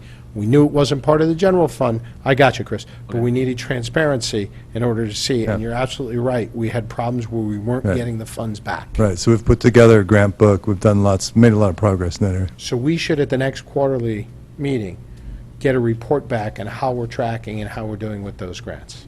It's an excellent point.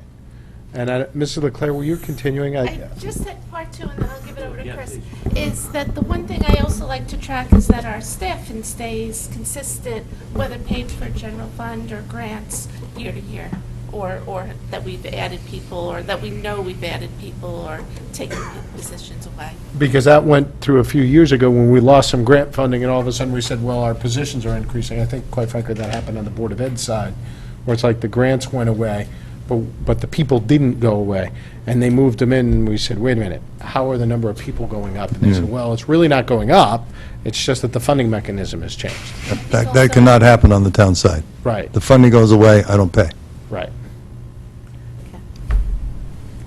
Mr. DeWitt? Yeah, I just want, and again, this is not specific to the health department, but I do remember there being an issue one year where a person was partially paid by a grant, and then when that grant went away, we were stuck with half a person, you know?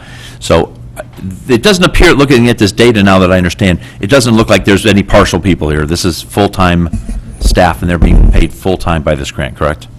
No, they're on part-time. No full-time actually. staff on this grant. They're Well- all part-time, and they're all fully funded by the grant. Right, so I guess I said it incorrectly.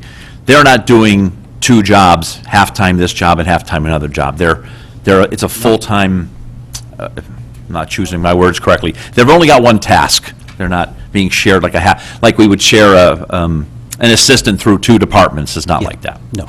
Got it. Thank you. Mr. Walsh? This is not for you, Sands, it's more of a finance issue. Mr. Mayor, and I think I know the answer, I mean, does all this stuff flow through Munis on the grant side as well?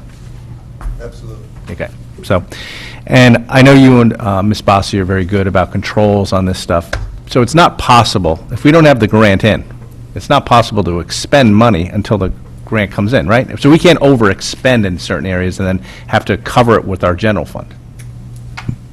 That is correct. Okay, I just want to make sure, because I don't know where else the money would come from if we did over, like, if we didn't have those controls in place, there could be a possibility that we could go over. If we didn't have controls in place. Yes. Yeah, no, when we get a grant. Yes. We put in a revenue amount in the grant, and we track the expenditures, we track the POs.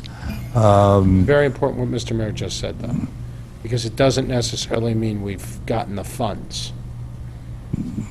You've recorded the fact. No, because most of our grants are reimbursable. Correct. So So some they are. are spending the funds before the grant money comes in. Correct. And then they apply for the funding of the grant after they've expended the funds. So we are floating the money out of general revenue funds until such time as we get the reimbursement from the grant.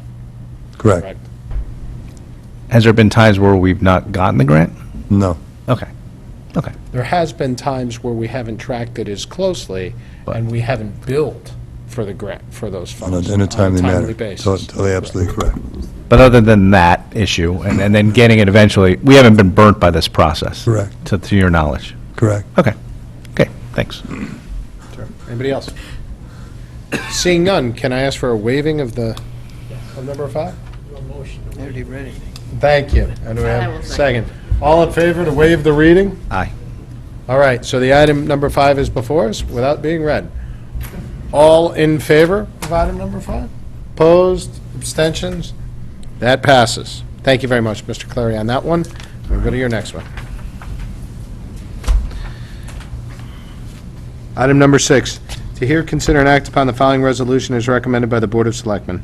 Whereas the Connecticut Regional One Health Center Coalition Coordinating Organization with regard to CDC 2017 through 2022 PHEP cooperative agreement has made available to the town of Fairfield reimbursable grant funding in the amount of $47,773 per year for each of 5 years, or as amended by the CDC, State of Connecticut, or the Regional One Healthcare Coalition to support Fairfield's continued public health emergency preparedness and response.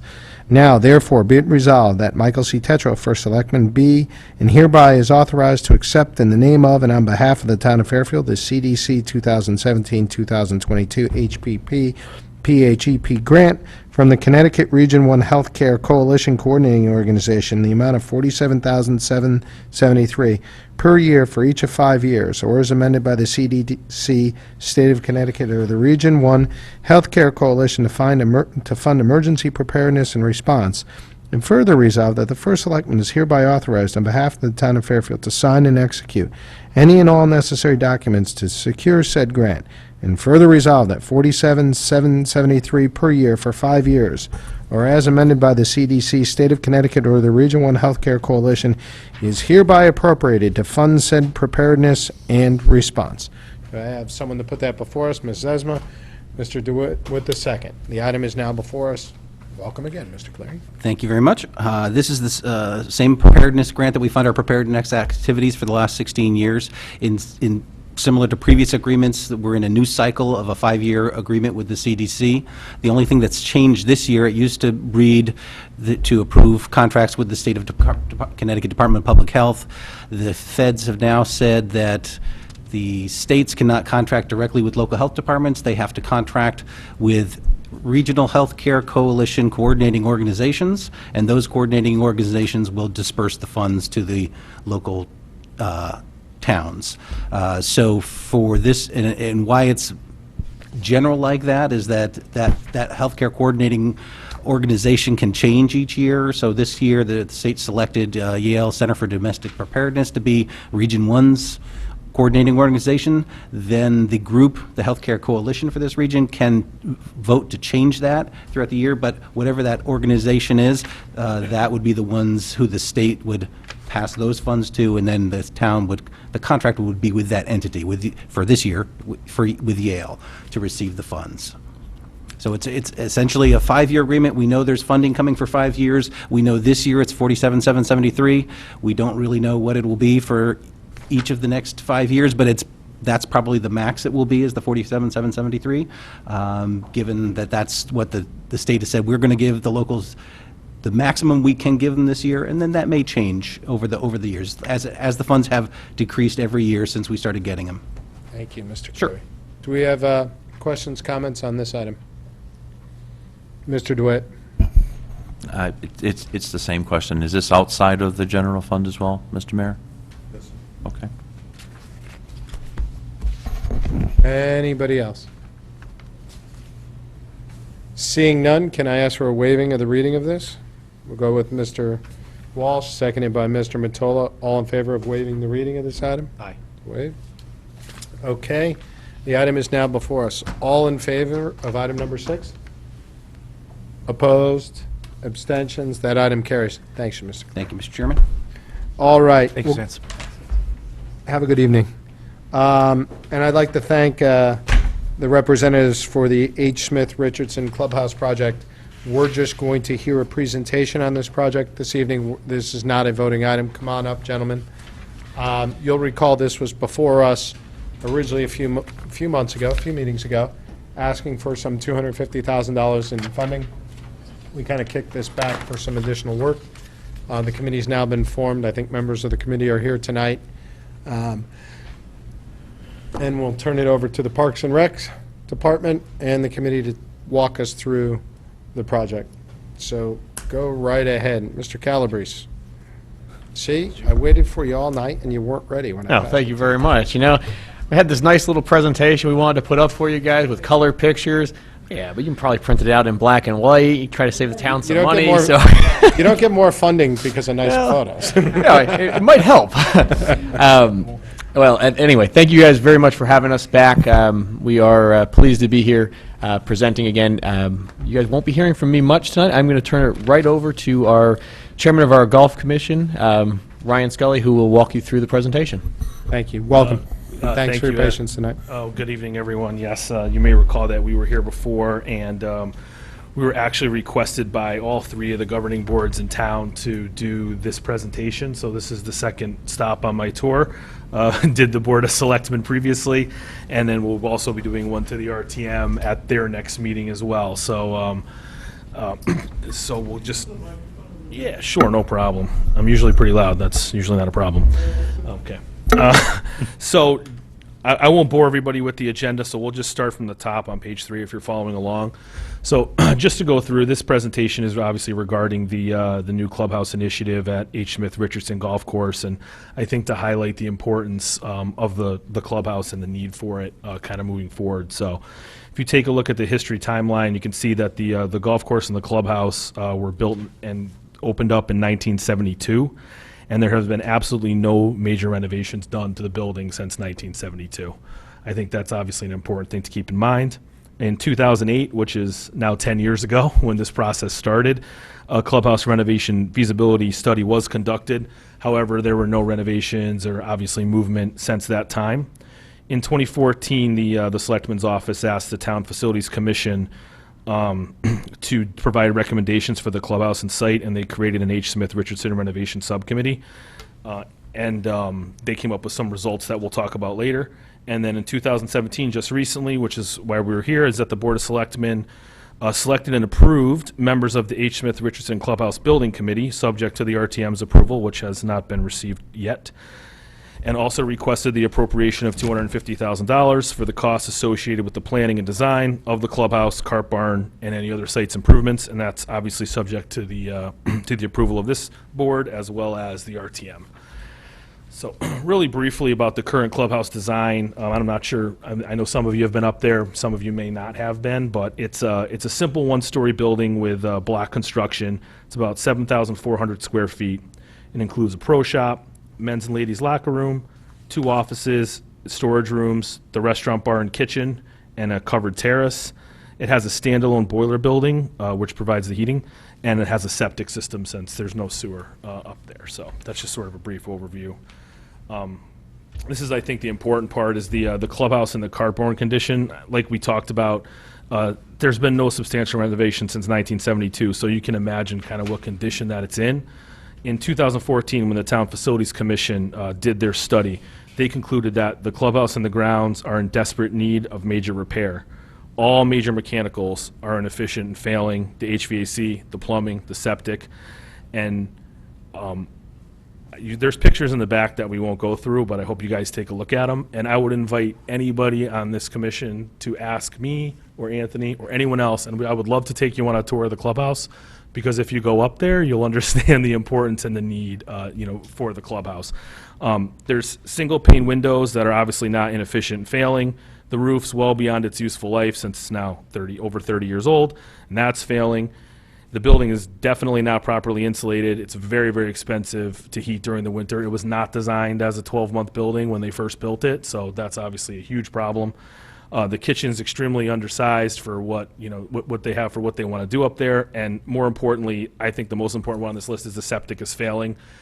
If you take me up on the opportunity to go on a tour and you walk in the bathroom, you will understand what I mean when the septic is failing, because you'll notice the smell right away when you walk into either the ladies' or the men's bathroom. And some other things, that the floor isn't properly configured. The cart barn, which is a separate freestanding building on the side, is improperly configured with a single entry, so you have to go in and back out rather than being able to drive through, which obviously would be much more efficient. It's also undersized. It doesn't really fit all of the carts, and the roof is failing and leaking, and they've put like tarps on it and things in the past to try to prevent it. And this is really underscored because Anthony just told me before he walked up here today that we're getting our new carts on Thursday. So they're going to be in a cart barn that really isn't equipped to handle them, and they're brand new lease, GPS, all the bells and whistles. So we'd hate to see those deteriorate more quickly over time than they should, because the cart barn isn't proper to hold them all in. So this is some things that we talked about with the selectmen that I thought was important for you guys to know, is once the HSR building committee's formed, I think their job is going to be to assess the needs and the options and prioritize the objectives, evaluate the alternatives, and prepare the cost-benefit analysis that some of you folks were asking about previously, provide recommendations to town bodies for consideration and approval, which would obviously include you folks, and oversee the implementation of the final plan.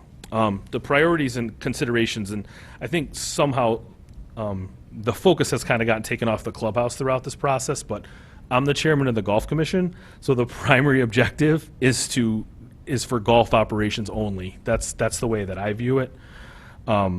So when we can consider non-golf season amenities as a secondary priority, so I think the way to handle it is maybe do a staged approach where the primary priority is the golf amenities, the clubhouse, the cart barn, those kind of things, and then secondarily, if the building committee sees fit to address some other things, some off-season things like a seasonal skating rink or snowshoeing or cross-country skiing or whatever it happens to be, that's fine, but I would leave that up to the building committee to do, or any of the town bodies in their infinite wisdom when they seek to approve or disapprove the plans.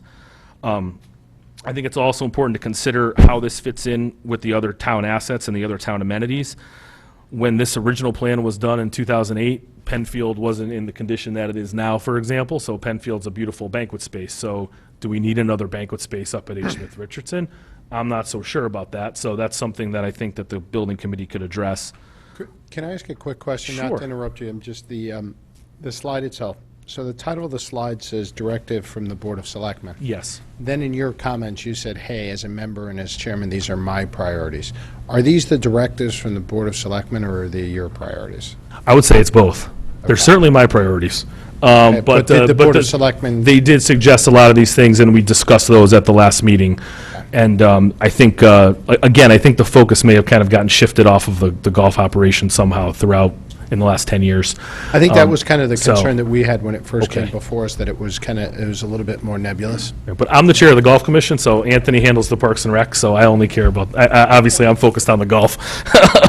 But, and secondly, so the HSR, like, When, just before, Sure. when did you go, when were you last before the Board of Selectmen? It's been a couple. 2 weeks ago? 2 weeks ago. 2 weeks okay. ago, yeah. Thanks. Yep. So, and the last would be, are the HS grounds the right location for a skating rink venue, something like that? I think that's something the building committee can address. So moving on to the next, some other questions that they need to take a look at is, maybe the clubhouse shouldn't be completely replaced, maybe it could be renovated. If it's replaced, what's appropriate? What should the square footage be? Should it accommodate weddings, banquets, meetings? Like we talked about, that sort of goes back to kind of fitting it into what the town has right now. What should the configuration be? Where should the kitchen be located? Where should the pro shop be located?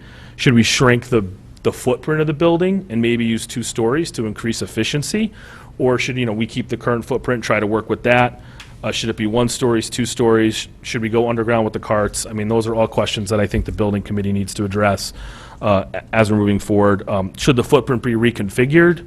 For example, should they swing it to go run parallel with the 18th hole? So the views would be overlooking the 18th hole, and that may create more parking, and it may create some additional space for some different things as well. That's, again, questions that they need to take a look at.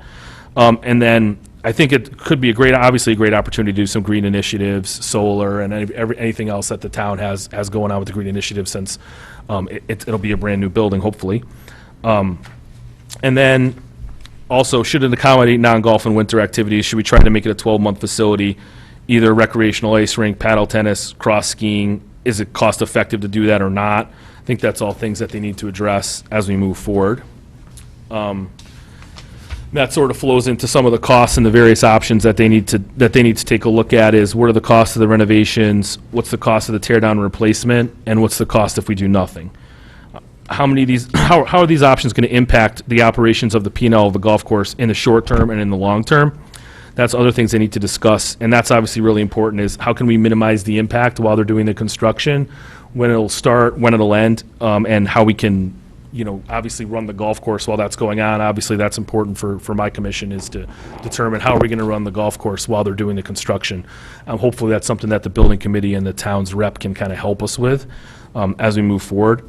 And in the long term, once complete, I think that they would work with the golf commission in updating the long-term business plan for the golf operations. I mean, I think you complimented our 10-year plan last time we were here, and it's almost over. And we would definitely like to start looking at a new 10-year plan, but I think obviously the clubhouse would have a drastic effect on that one way or the other. So I think that we would probably work with the building committee to try to develop a 10-year plan based on what they do with the clubhouse committee. And like I talked about, the timing of how long will it take. If they do different options, will it take longer or shorter based on what they do? And what's the target date, start date, and end date? So moving on to the potential impact, I think from potential benefits, obviously improvement to the town asset and amenities for Fairfield residents. It's obviously going to be a lot nicer, so it's going to be a much better amenity. Increase the number of both resident and non-resident rounds, including obviously golf cart sales along with that. Possibly expand it to a 12-month facility, which would open it up to more residents in town, including non-golfers. The opportunity for additional green and solar installation, and update to the current ADA and modern building code standards, because it's certainly not ADA code now and definitely not up to the modern building standards at all. Some potential revenue increases for the town, which I know obviously this board's interested in. By increasing resident, non-resident rounds, we would obviously be increasing revenue, especially non-resident. The more non-resident we get, the better it is, because they pay a much higher rate than our residents do to play. And I think a new clubhouse would help attract that. I mean, we're obviously in constant competition with courses like Toshua Knolls and Oak Hills, where we're trying to draw the non-resident rounds to us. And I think a clubhouse would go a long way to help doing that. It would obviously increase the potential for outings and tournaments. Right now, we get very, very few. We only get a handful for the whole year. And there's other courses in Fairfield County that are doing them every single Monday or every single Thursday, depending on the course. And that could be a big revenue increase for the town as well. The increase in the competitive bidding for concession rent, right now the rent, I think, is $30,000 roughly a year. I don't know how much increase we would get, but I know we would get an increase in rent with a new clubhouse. I'm not sure what the percentage would be, obviously, as we sit here today, because there's a lot of factors that go into that. But I certainly know it would be more than what we get now. And then, like we talked about, the possible opportunity for off-season revenue, whether it's paddle tennis, cross-country skiing, because I think people are cross-country skiing there now, and we don't charge them for it. So, and there's also snowshoeing and things like that are still going up there now. Obviously, there's a lot of cost savings because there's going to be a lot lower maintenance fees. Right now, the town spends a tremendous amount of money maintaining the building because obviously the systems are constantly breaking down, so they're always up there repairing it. Higher energy efficiency, like I talked about, it's not a 12-month building now. It's really hard to heat, and it's not even that great to cool. So obviously, it'll be much more efficient that way. A smaller footprint would be less expensive to operate if they decide to go that route. And we obviously have an opportunity to consider private investment from either a concessionaire or another company, maybe do a joint partnership and help fund the project as well. So lastly, the uses for the appropriated funds that we're requesting for would be for, on October 2nd, 2017, the Board of Selectmen approved a resolution appropriating $250,000 for the costs associated with the planning, design, cost estimates for the renovation or replacement of the clubhouse and golf cart barn at H. Smith Richardson, and for other on-site ground improvements, and authorizing the issuance of bonds to finance such appropriation. So the $250,000 would be used to engage the appropriate experts, like the architects and the engineers that will need to do the plan, and also develop and recommend a plan for consideration that would again be in front of the town bodies for approval at that point. And we have some really talented people that they put on the commission, or that the RTM may approve, that's on the commission, but I don't think they're equipped to to do the design and the architect. I mean, obviously, that's what that money's going to be crucial for, is to have the design done by professionals to understand kind of what we can and cannot do on the grounds. So that would be the next steps, would be for the Board of Finance to approve the $250,000. And then when I give this presentation again to the RTM, hopefully they will approve and appoint the members of the H. Smith Richardson Building Committee, as well as approve your $250,000 appropriation. And then after that, the H. Smith Richardson Building Committee can get to work, and they can start doing all the things that we talked about. We're eventually implementing a final plan, and hopefully getting started on it as quickly as we can. Thank you very much. Thank you. Question, Ms. Marmee. Thank you. It's a great presentation. Gives us a good perspective.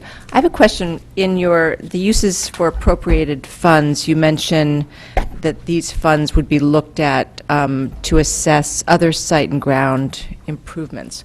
So the goal is to build a beautiful new clubhouse.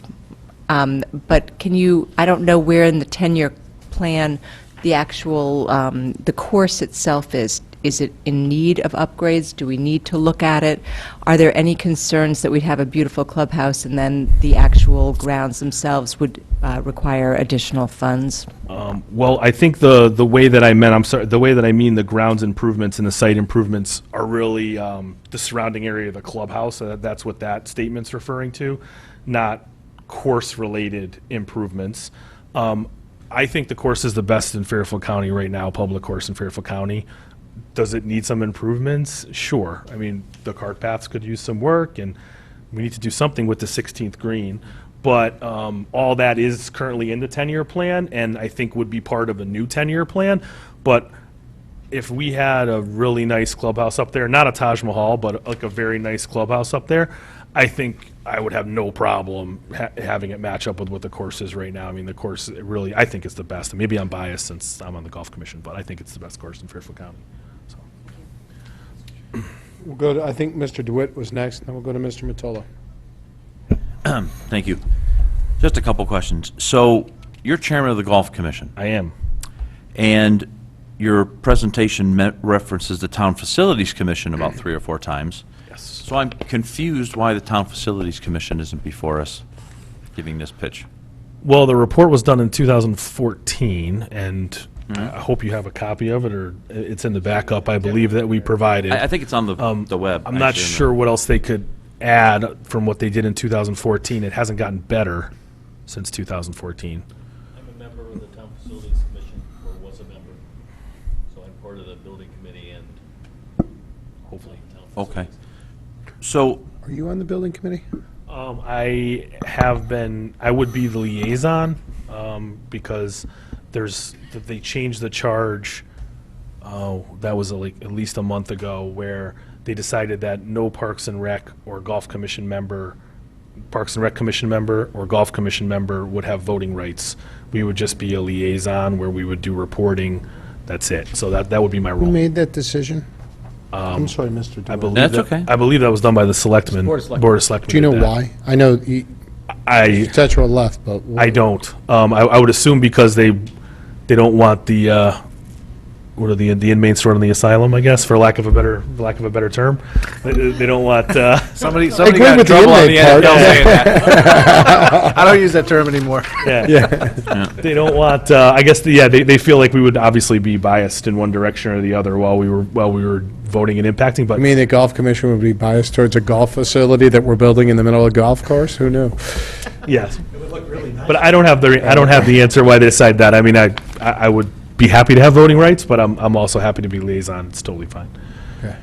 Mr. DeWitt, my apologies. no problem.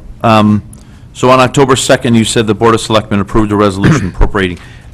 Has a building committee actually been formed? No, I Hasn't been believe I approved. talked about that earlier. It has not been. It's been. That's what I heard, but this gentleman just said he's on the building committee. No, it You said hasn't, you're gonna hasn't been get on the formed yet. building committee. It's been appointed by the Board of Selectmen, but it has not been approved by the RTM, which is the next step in the So, process. Okay, not approved. Who will the building committee report to once it's formed? I believe they report directly to the Selectman's office. Got it. I think that's just a town procedure of how it works. Is there, okay. One other point, you mentioned, kind of a side note, you're getting new carts, and you said the cart barn is improper. Does that mean that it's not housing them in a way that's going to protect them, and we're going to lose our investment over the long term? I hope that doesn't happen. Well, I'm just kind of curious why you said that. We won't be losing our investment, but the roof does leak. The roof either needs to be completely replaced, or I will continue to patch it as best I can. I shouldn't say I'm not going to physically be up there, but we will be Wanted to see patching it. Yeah, it would be good, right? Yeah, Ryan, get up on the roof. No, so we continue to patch it. Obviously, we've been patching this roof for the past 10 years at least. Right. You know, we don't want to spend the thousands of dollars it's going to cost to replace the entire roof when there may be a brand-new cart barn built into this project. So we've just been patching, but yes, we do have brand-new carts being delivered on Thursday that we're going to try to take very good care of over the winter. No, I share your concern. I was just wanted to make sure that that's what you really meant when you said that. On your slide 7, you talk about questions the building committee should address. I have to respectfully disagree when we talk about the building committee should talk about facilities and non-golf or winter activities. There's a whole strategic plan that's supposed to be happening here that I think has to address this. The building committee should just be addressing this. I'm with you. Is it go parallel to the 18th green? Or I get it, the four walls of that building. But I think anything outside of that is beyond the building committee purview. I don't disagree with that statement. I mean, obviously, I think they would look to maybe make it a 12-month facility, but like I said, that's not their priority, shouldn't be their priority, in my opinion. Right. I don't know what strategic plan. And actually, I mean, I'm encouraged to see that the charge that's in the appendices seems to be very specific as to what the building committee is supposed to do, and it's not figuring out if we need an ice rink. You're absolutely right. The one thing that I think will be nice to have a liaison from the Golf Commission and from the Parks and Rec Commission is the fact that we will have that extra voice on there that'll also say, we would like to make this a 12-month facility if we can, Right. and not overbuild this clubhouse. Because if you overbuild it, and maybe the footprint that we have there right now is okay, but maybe you couldn't fit a skating rink or paddle tennis, which in the long-term plan might bring in additional revenue and make that facility, even better than it is. But yeah, the charge for this commission, for this building committee, is strictly clubhouse. That's their number one priority, and I think Ryan, made that clear. That's so. great, and I would agree with your initial comments that I think the initial presentation went a little beyond we need a place to hold golf carts and stuff like that.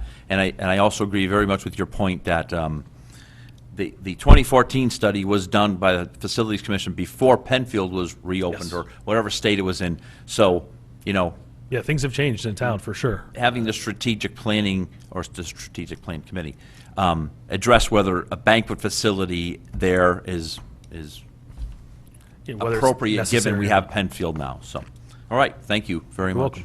Any other questions? Go to Ms. Esma. Thank you. So in terms of triaging, the most critical issues, one I hear, of course, is the roof. The septic. So if we had a septic company give us an idea of a basis current load, like what we can expect in terms of performance until these improvements can be made? I know they've looked at it several times, but I'm not sure what the results of that was.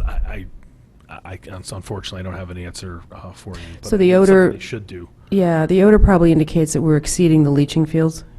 That would you would think be it, but I'm not a septic engineer. I'm just a lawyer. Yeah, and then I'm wondering what would the environmental impact be and what would our liability be for something like This should that? be right up your alley, then. So, as I don't have all the information Yes, I know for you, I can tell you the health department was recently called up there, and everything is still compliant. So Okay. I'm just that we're thinking of okay. environmental, catastrophe of some sort. And something the Board of Selectmen addressed as well as the safety issues, and it is currently safe, but, that's something we have to be mindful of as we kind of move forward. Thank you. Yeah. We'll go to Mr. Mottola and Mr. Walsh. Did you have So I think Mr. DeWitt answered or asked the questions that you answered. So you're committed. The focus is to improve the facility for golf-related purposes right now. Is that a fair statement? Yes, Okay. That's all I needed to know. that's my focus. And that's the Board of Selectmen's focus, too? It as far is, as you correct. discern from That is correct. All right, thank you. They made that very clear at the last meeting. Mr. Walsh? First of all, thank you for this presentation, a lot better presentation at this meeting. A lot of things questions I have and thought processes on how this would all work that you guys have covered and even more. Do you think there's actually a possibility of the renovation part? Because I don't see that at all. I mean, I personally no, but I mean, I think that's something that I think it's something you have to take a look at, to be fair. Okay. But in my opinion, no. But Is it built on slab? Cement slab, or is there a basement there? What's the situation? I think it's just slab. Yeah. Okay. The whole idea of looking about potentially putting the carts like in the basement seems to be the trend that I'm seeing at both private and public courses throughout the country. It just seems like you only have one roof to put on that building. Yeah, it is. It seems to be the perfect opportunity, if we're going to be starting from scratch, to kind of at least examine that. I like your ideas about looking about positioning and where things will go, because if we have to go down this route, which it's looking like we have to because of the condition that building is I don't know how to say it, It's but tough. It's tired. Yeah. It's I use it for limited purposes. I'm not, the bathrooms, getting a hot dog, and whatever. But, every time I go in that locker room or something, or to use the restroom facilities, it always takes me back. I'm like, third world-ish almost. Right. And I mean, it's- I think to your point, Mr. Walsh, I mean, I think we want people to not just use it for those limited purposes. Yes. You know, we would like people to stay, have a burger, Yeah. hang And out. if we're going to have a site, have a respectful site. Exactly. Because I'm in municipal courses all over the state and other states, and, you know, I'd say our facility there is one of the worst I've seen. Unfortunately, I think you're probably right, but the course is one of the The course is best. unbelievable. So I it know, doesn't really match up. I agree with you there, and that's the strange, it's- that's. exactly. It doesn't that's represent the how oddity good the about the course whole thing, is that, you know, you play the course, you talk about how great the course is, how beautiful the course is, the improvements that have been made with the investment we've made every year for the Agree. last, 10 years. All great, all see those improvements, but then you walk through that door, and it's something needs to be done, so, but I agree with, and I also agree that, I wasn't a big fan about the $250,000 and hearing that there's going to be paddle courts and all sorts of stuff. It's very concerning. I think the way you lay it out, it's a golf course right now. So I think I like the fact of trying to figure out what does it take to get us what's needed for the golf course, and then what's the additional cost for doing the other things. And I'm willing to listen to all of that. But I think in the end, putting it all together and just saying, here's what we want, and not being able to break it out was going to cause a problem. So I think as we go through the process, I think breaking that out is going to help all of us kind of not have as many questions as you might see if you just presented us, this is what we want to do, whether there's a paddle court there or not. I'm not saying that we shouldn't do it.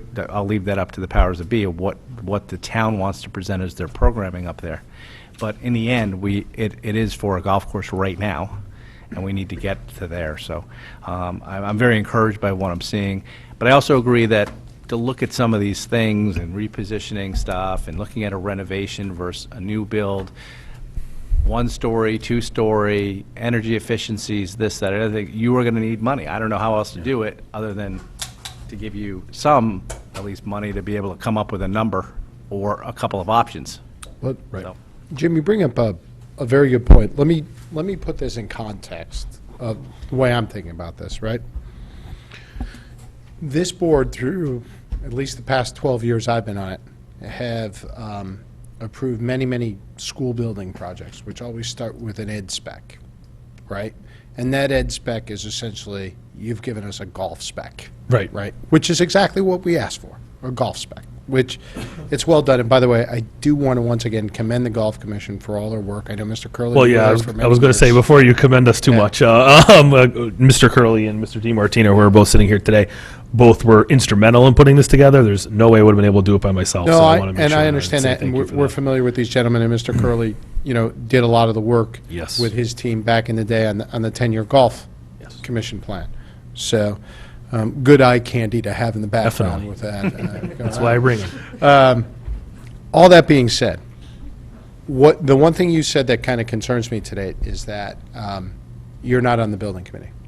Because, Well, I'm on the building committee. I Don't just have don't a have vote. voting rights. yeah, okay, and we've seen this, in all due respect, we've seen this movie before, where we've had the Board of Ed have somebody that was a liaison to the building committee. The building committee took the ed spec and then went in a different direction, right? And by the time they went in that different direction, a lot of money had been wasted, right? Or had been spent, and this board had to approve additional expenditures to get the job done, stuff like that, right? That's just the context. I'm not saying that's going to happen here, Right. right? But what concerns me is I look and I say, all right, the total budget for this project is $3 million as of right now. Great. Your face is exactly, Yeah. it's going to be tough to do this for $3 million. Yes, I would Right. think so. And Closer to you're five, probably. and you're not asking, but you're asking, right, for 8% of that up front to decide what the building committee is going to do. On a percentage basis, that's a fair amount of money to ask if we're saying this is going to be $3 million. Yeah, I agree with Mr. Walsh, there needs to be money spent up front. But when we're talking something about a golf facility versus a educational facility, we need to really tightly control the board, the building committee, so that they don't just go, yeah, whatever, you're a liaison, sit there. right? Yeah. And go off and do what they want. And I'm not besmirching people on the building committee or anything like that, because we don't even know who's on there yet. That's my concern. I mean, and that concern's well-founded. I think the money that they requested to be appropriated was probably more like 3 or 4% of what the actual budget will probably be. Which is Which why. means you think it's going to be $6 million. You're raising the budget. Yeah, I know, but That was a sly way of raising the budget. 3 million is really not. 3 million is really not. Is really. I mean, So you just said Flint. yeah. In 2008, 3 million was probably pretty good when they first so- initially did it. yeah. But So you just said Flynn, don't worry, the 250,000, no, I mean, that's I not 8%. just saying that's that like it's 4%. more like 4 or 5. Unfortunately, but I do agree with you. But I mean, the names that have been put forth by the Board of Selectmen for the building committee, I would feel very strongly that they would adhere to the things that we discussed here today, whether or not I had voting rights or not.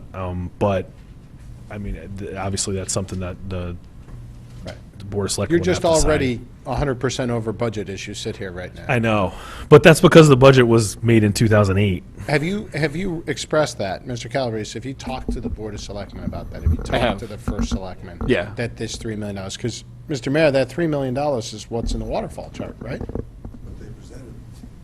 Who's they?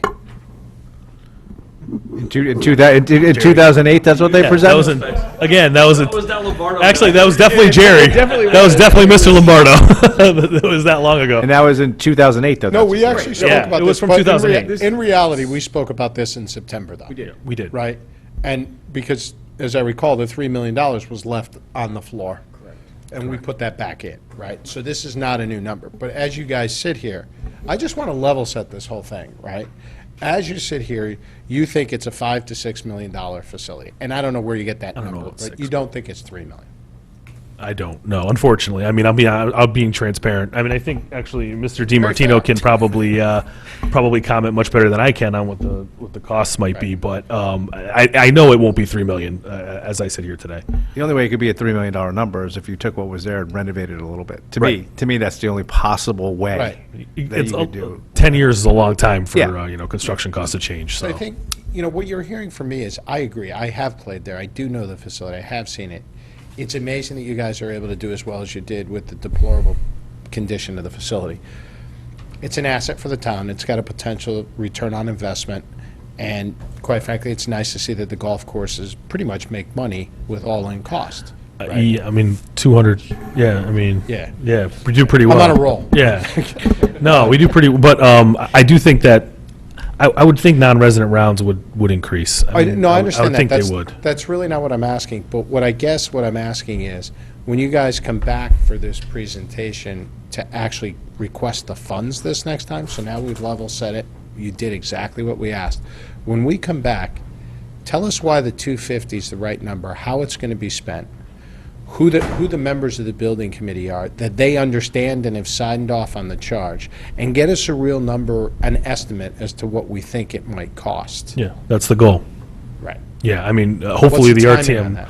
well, hopefully the RTM will approve them put the building committee in place at their December meeting. Without the funding. Without the funding, correct. Well, that's the first step. Right, is and to then get come back and Correct. request the funding in concert with them. Correct. Hopefully you won't see me at that. We'll let the building committee make the I think what request. you'll hear from me, and I think I can speak from the board, I don't want to hear that $3 million number again if we don't think that's the right number.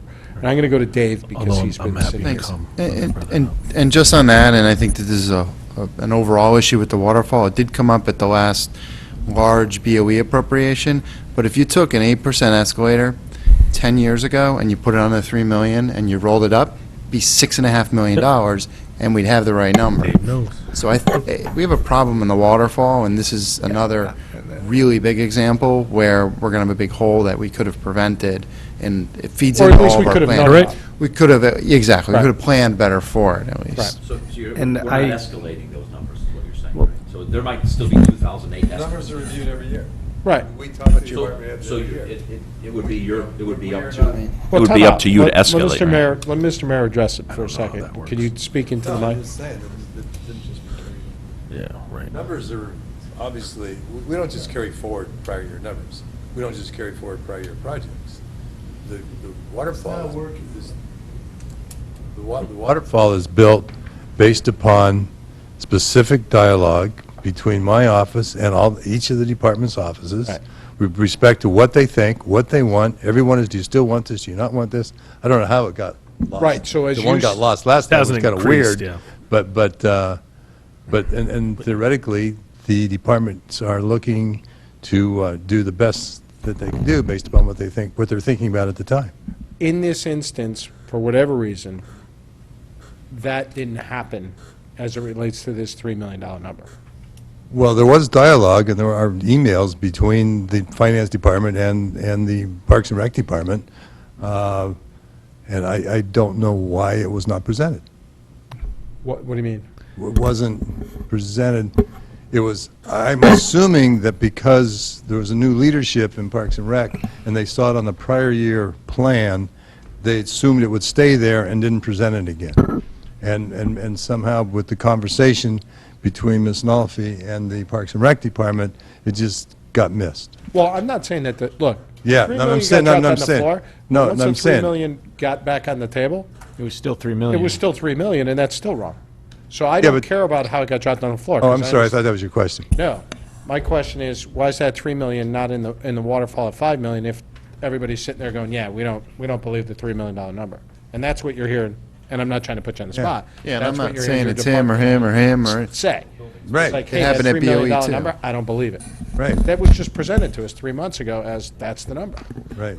You're absolutely correct, and I think to David's point, the escalation should have been in there, and I believe that this 3 million has been carried since 2008 as 3 Yeah, but million. did you understand that your directive, when you were asked to review the capital, was to say, I don't think it's 3 million anymore? No, and at the time when we were doing this, I mean, I would have been not even a month into the job, so I wouldn't have had honestly, I wouldn't have had any idea that this $3 million project now should be a $6 million project. So 3 months into the job, you're costing us like $2 to $3 million. Is that? You know, I'm sorry. Sometimes it happens. Yeah, I got to try to make sure it doesn't happen too many times. But Go ahead. No, I think, I mean, I think Mr. Belcher hit it on the head. I mean, it really, if you just increased it with whatever the market cap rate would be in the last I understand 9 that. years, I that's just- what the number is. No, I understand that. I'm just concerned that the 3 million wasn't reviewed in our waterfall schedule. And now, that waterfall schedule is, here's what's available. Now something else would have to be pushed off Right. in order to accommodate the escalation in cost. And I'm not even saying the escalation of cost is wrong. I'm just saying, something's got to give. Mr. Walsh? Bob, would you be able to at least think about as we're going forward, a methodology? Like if we have a building in there, clearly the department heads don't know what cost of construction is. Right. Okay? Whereas you guys might have, because you guys might have a better understanding from working with Board of Ed on them telling us that they're being told by Turner that construction costs are going up 4% a year or 3% a year. And maybe it makes sense on some of these buildings for you guys just to set what the rate is going to go up this year. Otherwise, you're going to have to say to these gentlemen, oh, by the way, you're keeping it at 3 million? Oh, you just lost 340 square feet off your building because if you're going to keep the same number, costs are going up, and $3 million means your building just shrunk again. So to basically where it's half the size of what you really need it to be. So it might make more financial sense if you can think about a methodology or your department so that you just add it on every year. Correct. And at least it'll be more realistic because, And that's David's point. as much as Anthony might, know what programs he wants and what it is, number one, he's new to the position. But, we hear these construction costs go up because people blame, the first thing they come back is, well, that was a number from 3 years ago. Construction costs, you guys don't know, but we're being told by Turner they've gone up 4% over the last 3 years. So it might make, figure out a methodology for what and obviously it's going to be rough. We're not going to be able to hold you, but at least you could show an asterisk. Building costs gone up 4% this year or these years. I don't know. Just if you can just come back to us at a certain point, it just might make more sense because I think there could be other situations even on the Board of Ed side where we have numbers in the waterfall that are going to hit in 5 years, and we have a number in there that we were told based on a square footage cost of now. And we have a number floating in there that's not exactly probably accurate for something that's going to hit 5 years. So I know you've talked to us about some of that stuff and I know Mr. Cullen has talked that he does build that in and things like that. But I'm not blaming anybody, I just say that maybe in the future, we can just try to get to a point where finance just thinks about this and says, okay, if this is going to keep being pushed off, even if it was supposed to happen 8 years ago, maybe there's a cost for pushing that off, that we I think, recognize. And, yeah. Any other thoughts on what we want them to address? Just as you said, Tom, about the budget, Yeah. Anthony, I'm going to ask you to think about this as well before you come back. Well, I understand this is a golf project and that there's numbers in here for a golf project. Is there a way that is there money in the revolving fund that maybe Parks and Rec could put towards this for the extra stuff, for the planning of other things? I like the way you push that. 25,000, 40, something like that, where you could look at your... That's something I would have to give a little thought to. Where you could look at the revolving fund, because I see anything new would really be coming from Parks and Rec of future 12-month planning, whereas we're trying to build a new golf clubhouse. So my thought is, if there's going to be an expansion by the commission or your department as a recommendation, maybe as opposed to it being the $250,000, we could reduce that a little bit to the town by some of the money coming out of the revolving fund, which is really a place it should come from, because it's just money that's in the program from all sorts of things. And would obviously, your program would benefit from this as well, by an expansion of your program year-round. Yeah, I understand.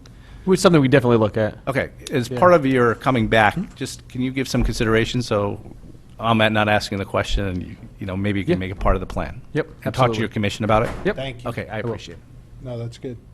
Anybody else? Go ahead, Mrs. Claire. Just really quick, I appreciate this presentation. I'm a non-golfer, so just seeing the carts and how that works is much appreciated. And so I want to follow up on Tom and Jim, that the budget is important to me, so if you could give us numbers on how you would estimate how you'll use the $250,000, even if part of it's a contingency, and then for the total project, just so we have something in mind to know where we're going. Okay, hopefully that's something the building committee can do once they get formed, make sort of that first order of business, so you don't have to listen to me talk anymore. You can just have them come and present. What would also be helpful, which we do get, are revenue projections. With Penfield, they gave us costs, but then they said, and you remember, Anthony, Jerry said, but here are the revenue projections. And that helped us make a decision. I'm not sure they can do the revenue projections until after the planning is completed. So, Right. But prior to the 250 request, I don't see any way they could do that. I don't know. I'm not sure. I think that would be part of that. I would think, because, for example, based on square footage is going to impact that. If there's a banquet room, that's going to impact that. Right. If it's a 12-month facility, that's going to. There's a lot of things that are going to go into that, because obviously a concessionaire would pay a lot more if they have a banquet room. If they don't, the rent's not going to be as high. So until those things are figured out, I don't know if they could really give you those. I'm sure people could throw numbers at you, but they wouldn't be, I don't think, worth sort of. I'm in agreement with you, right? Yeah. With the plan, revenue projections. I think that's something they would probably look at, I'm sure, while they were doing it. I would hope so anyways. And their target should be, thanks to Governor Malloy, about $18 million. Right. Perfect. It's a lot of rounds. $18 million. That's a lot of rounds of golf, $18 million, but. You have to raise your rates. Yeah. There you We go, just did Mrs. that. Okay, not to belabor the point, but just for my edification. So when you earmark in the waterfall, so we had this $3 million from 2008, was that a renovation and now it's converted to a replacement? It was always considered, It was just always the project. right, you don't, And set aside $3 million, and as these gentlemen said, until they actually get in there, they believe it's a full replacement. right. But even But they haven't said even in they are. 2008, it was, because, that would be unusual for a school building. Let's say you start out with, the idea of renovation, and then suddenly, we don't replace our school building. So this seems like a Did with unique. McKinley. Well, that's true. Yeah. Okay. And we're going to have public comment on this item, I think, if my members are done. So Okay. come on up, Mr. Curley.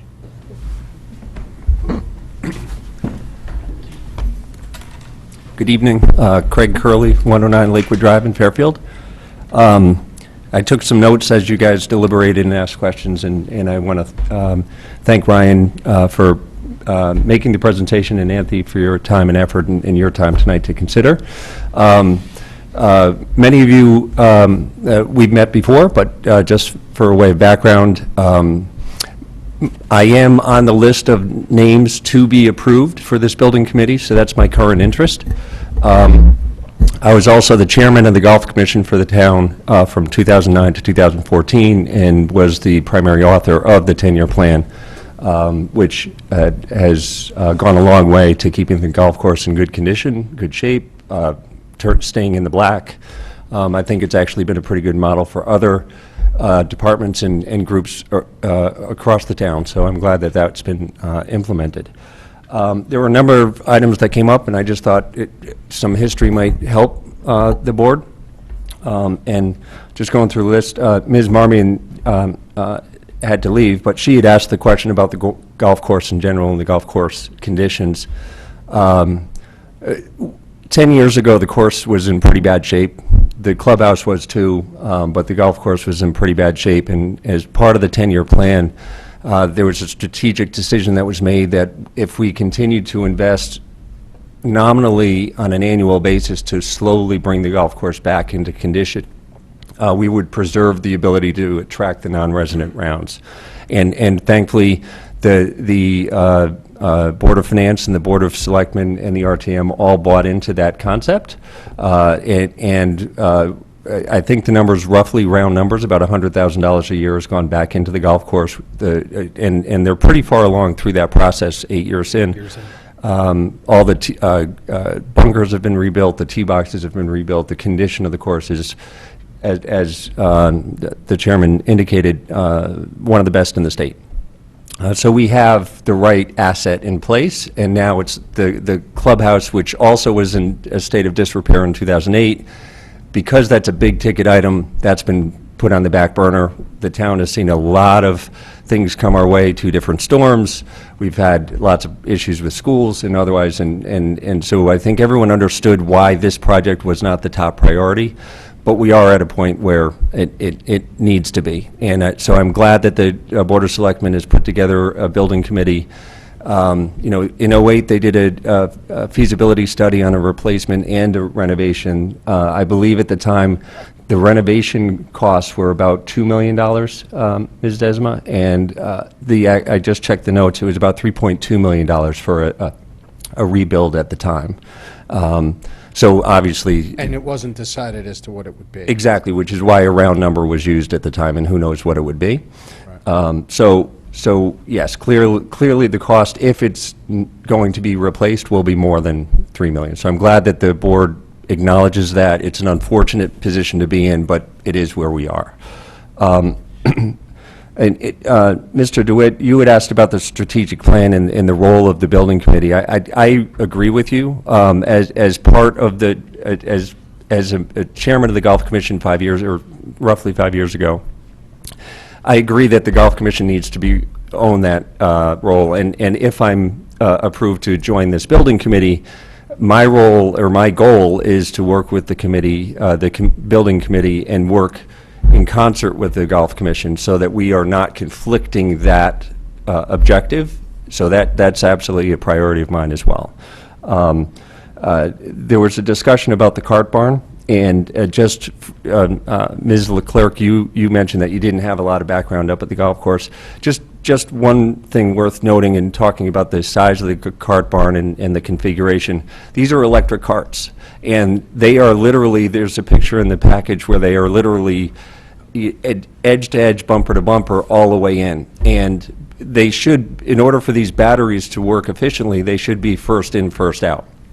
When you have 60 carts jammed into a golf cart and the last one in is the first one out because you're backing them all out, you end up with carts that just, some get overused, some get underused. The batteries don't, last as long as they should. So that's the point about the configuration that we tried to stress. Mr. Walsh, you talked about the carts possibly going underneath. That is something that the feasibility study addressed back in 2008. And it is certainly a possibility. I believe at the time they did some test drilling on the site, and on one end of the building they had about 8 or 9 feet before they hit ledge. On the other end they hit about 3 feet. So I think there would need to be some more drilling that would occur, or if the footprint of the building is moved, that may be a consideration. Okay. But I think part of the $250,000 would go to things like drilling, right, and find out if we are hitting ledge, because if for those who know that area of town, there's a lot of ledge up that way. And then in terms of the revenue projections, Mr. Brown, I think I have a concern about the order of events and what happens, because I have not been on a building committee, so I don't know what the budget would be for the $250,000. I know that obviously there needs to be some funds for hiring experts, architects, whatever those things are, and we can certainly work to get you that detail. But I don't know that until the building committee is formed and actually meets to first assess what the objectives are, and consider alternatives, will they be in a position to provide projections. But I am in the financial industry as well. I work with pro formas every day and understand budgeting and forecasting, and that's what I do. So part of the presentation talked about return on investment and certainly cost per square foot and how this would be used in a cost-effective manner. So it would certainly be part of the building committee's mission, but I don't think it would be ready in advance of the $250,000 that would be needed to do some of that work. So I just wanted to keep the order of events clear for the board. And then one other thing I thought is important to address, and because it seemed like it was pretty consistent feeling that was expressed by this board, is what is the priority in terms of golf operations or 12-month Parks and Rec amenities and other things. I, too, am a golfer. I was on the Golf Commission for a long time.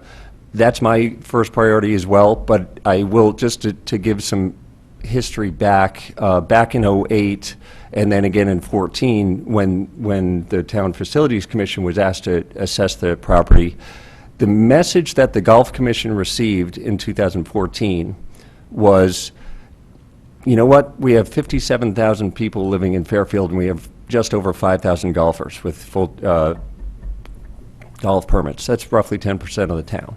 So maybe we should consider non-golf operations and amenities for the property to make it more palatable for the town.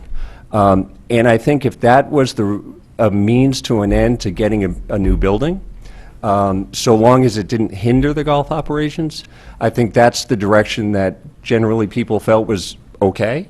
There was some exploration at the time about a small recreational outdoor ice rink, maybe some paddle tennis courts. The Golf Commission was encouraged to talk to the Parks and Rec Commission. We were asked to do that. And Yeah, we were asked to talk to the Parks and Rec. And so those two commissions came together and actually worked with the Town Facilities Commission to consider all of those things. Now, I understand that, I think now, fast forward to 2017, almost 2018, priorities have shifted. You're absolutely right. Penfield Pavilion was not rebuilt at the time, and maybe we do need a banquet hall. But Penfield there was a reinvestment in that property that was rebuilt, and that's available. So I don't know that the town needs 2 big banquet facilities. So I would encourage the committee, the building committee, when it's formed, to keep that in mind. It's clear from the Board of Selectmen meetings that they've held that they are not looking for another competing facility in town, and the priority needs to be golf. But they also suggested that the building committee certainly should consider if there is something that might enhance revenue, or it would be a long-term benefit, maybe that should be at least explored, and then perhaps when a plan is put together, it should be done in stages, so that maybe step 1 is to move the building, shrink the footprint, put it over here, so that down the road, if the town decides it does want to put in paddle tennis courts or something else, there's room to do that. Well, that's the absolute key to it, right, is to build the flexibility so that future plans are not diminished by the decisions made today. Right. But you don't necessarily have to bite it all off at one time. And that message was received loud and clear. So I think, again, I'm not on the committee. Nobody is. The committee hasn't been approved by the RTM. But if you were on the committee, this But is if I what the were, and committee would hopefully have if we're approved, I will certainly make sure that message is heard by the rest of the committee members and would certainly help to steer the committee in that direction for its ultimate recommendations. And I'm pretty sure you just heard who I'll be pushing for as chair of the committee if in my liaison role only though. So I just wanted to share some history and give you some thoughts, so thank you. Absolutely. Craig, thank you very much. Thank you very much. Very nice. Hi, everybody. I know it's late, but Don DiMartino, Sunset Circle in Fairfield, and I'm a member of the Town Facilities Commission. And we worked on that report, the feasibility study that was done in 2014. And I hope you have a chance to read it as part of the addendum, because there's a lot of current information in there that should be helpful to the board.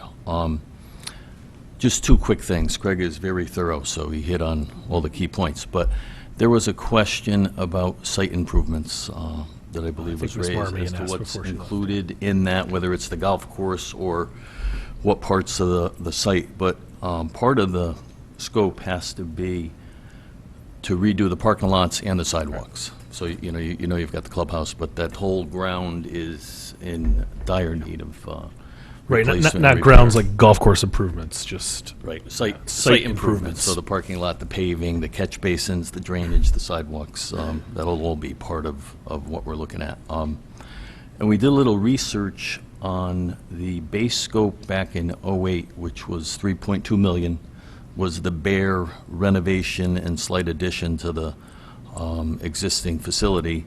And we looked at some of the construction cost indices that have between 2008 to now, and we projected it to be in the $4 to $5 million range, just for that scope. So that's where we're starting to trend if it was just the scope defined by Lothrop way back in '08.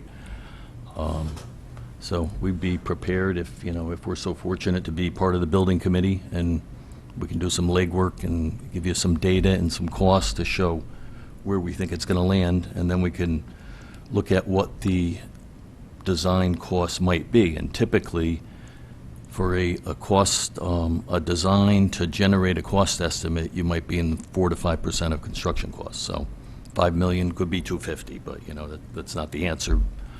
But that's kind of how we can prove it. Thank you very much. I appreciate it. And thank you for staying tonight. Anybody else have anything? Mrs. Leclerc? Just ask a follow-up question.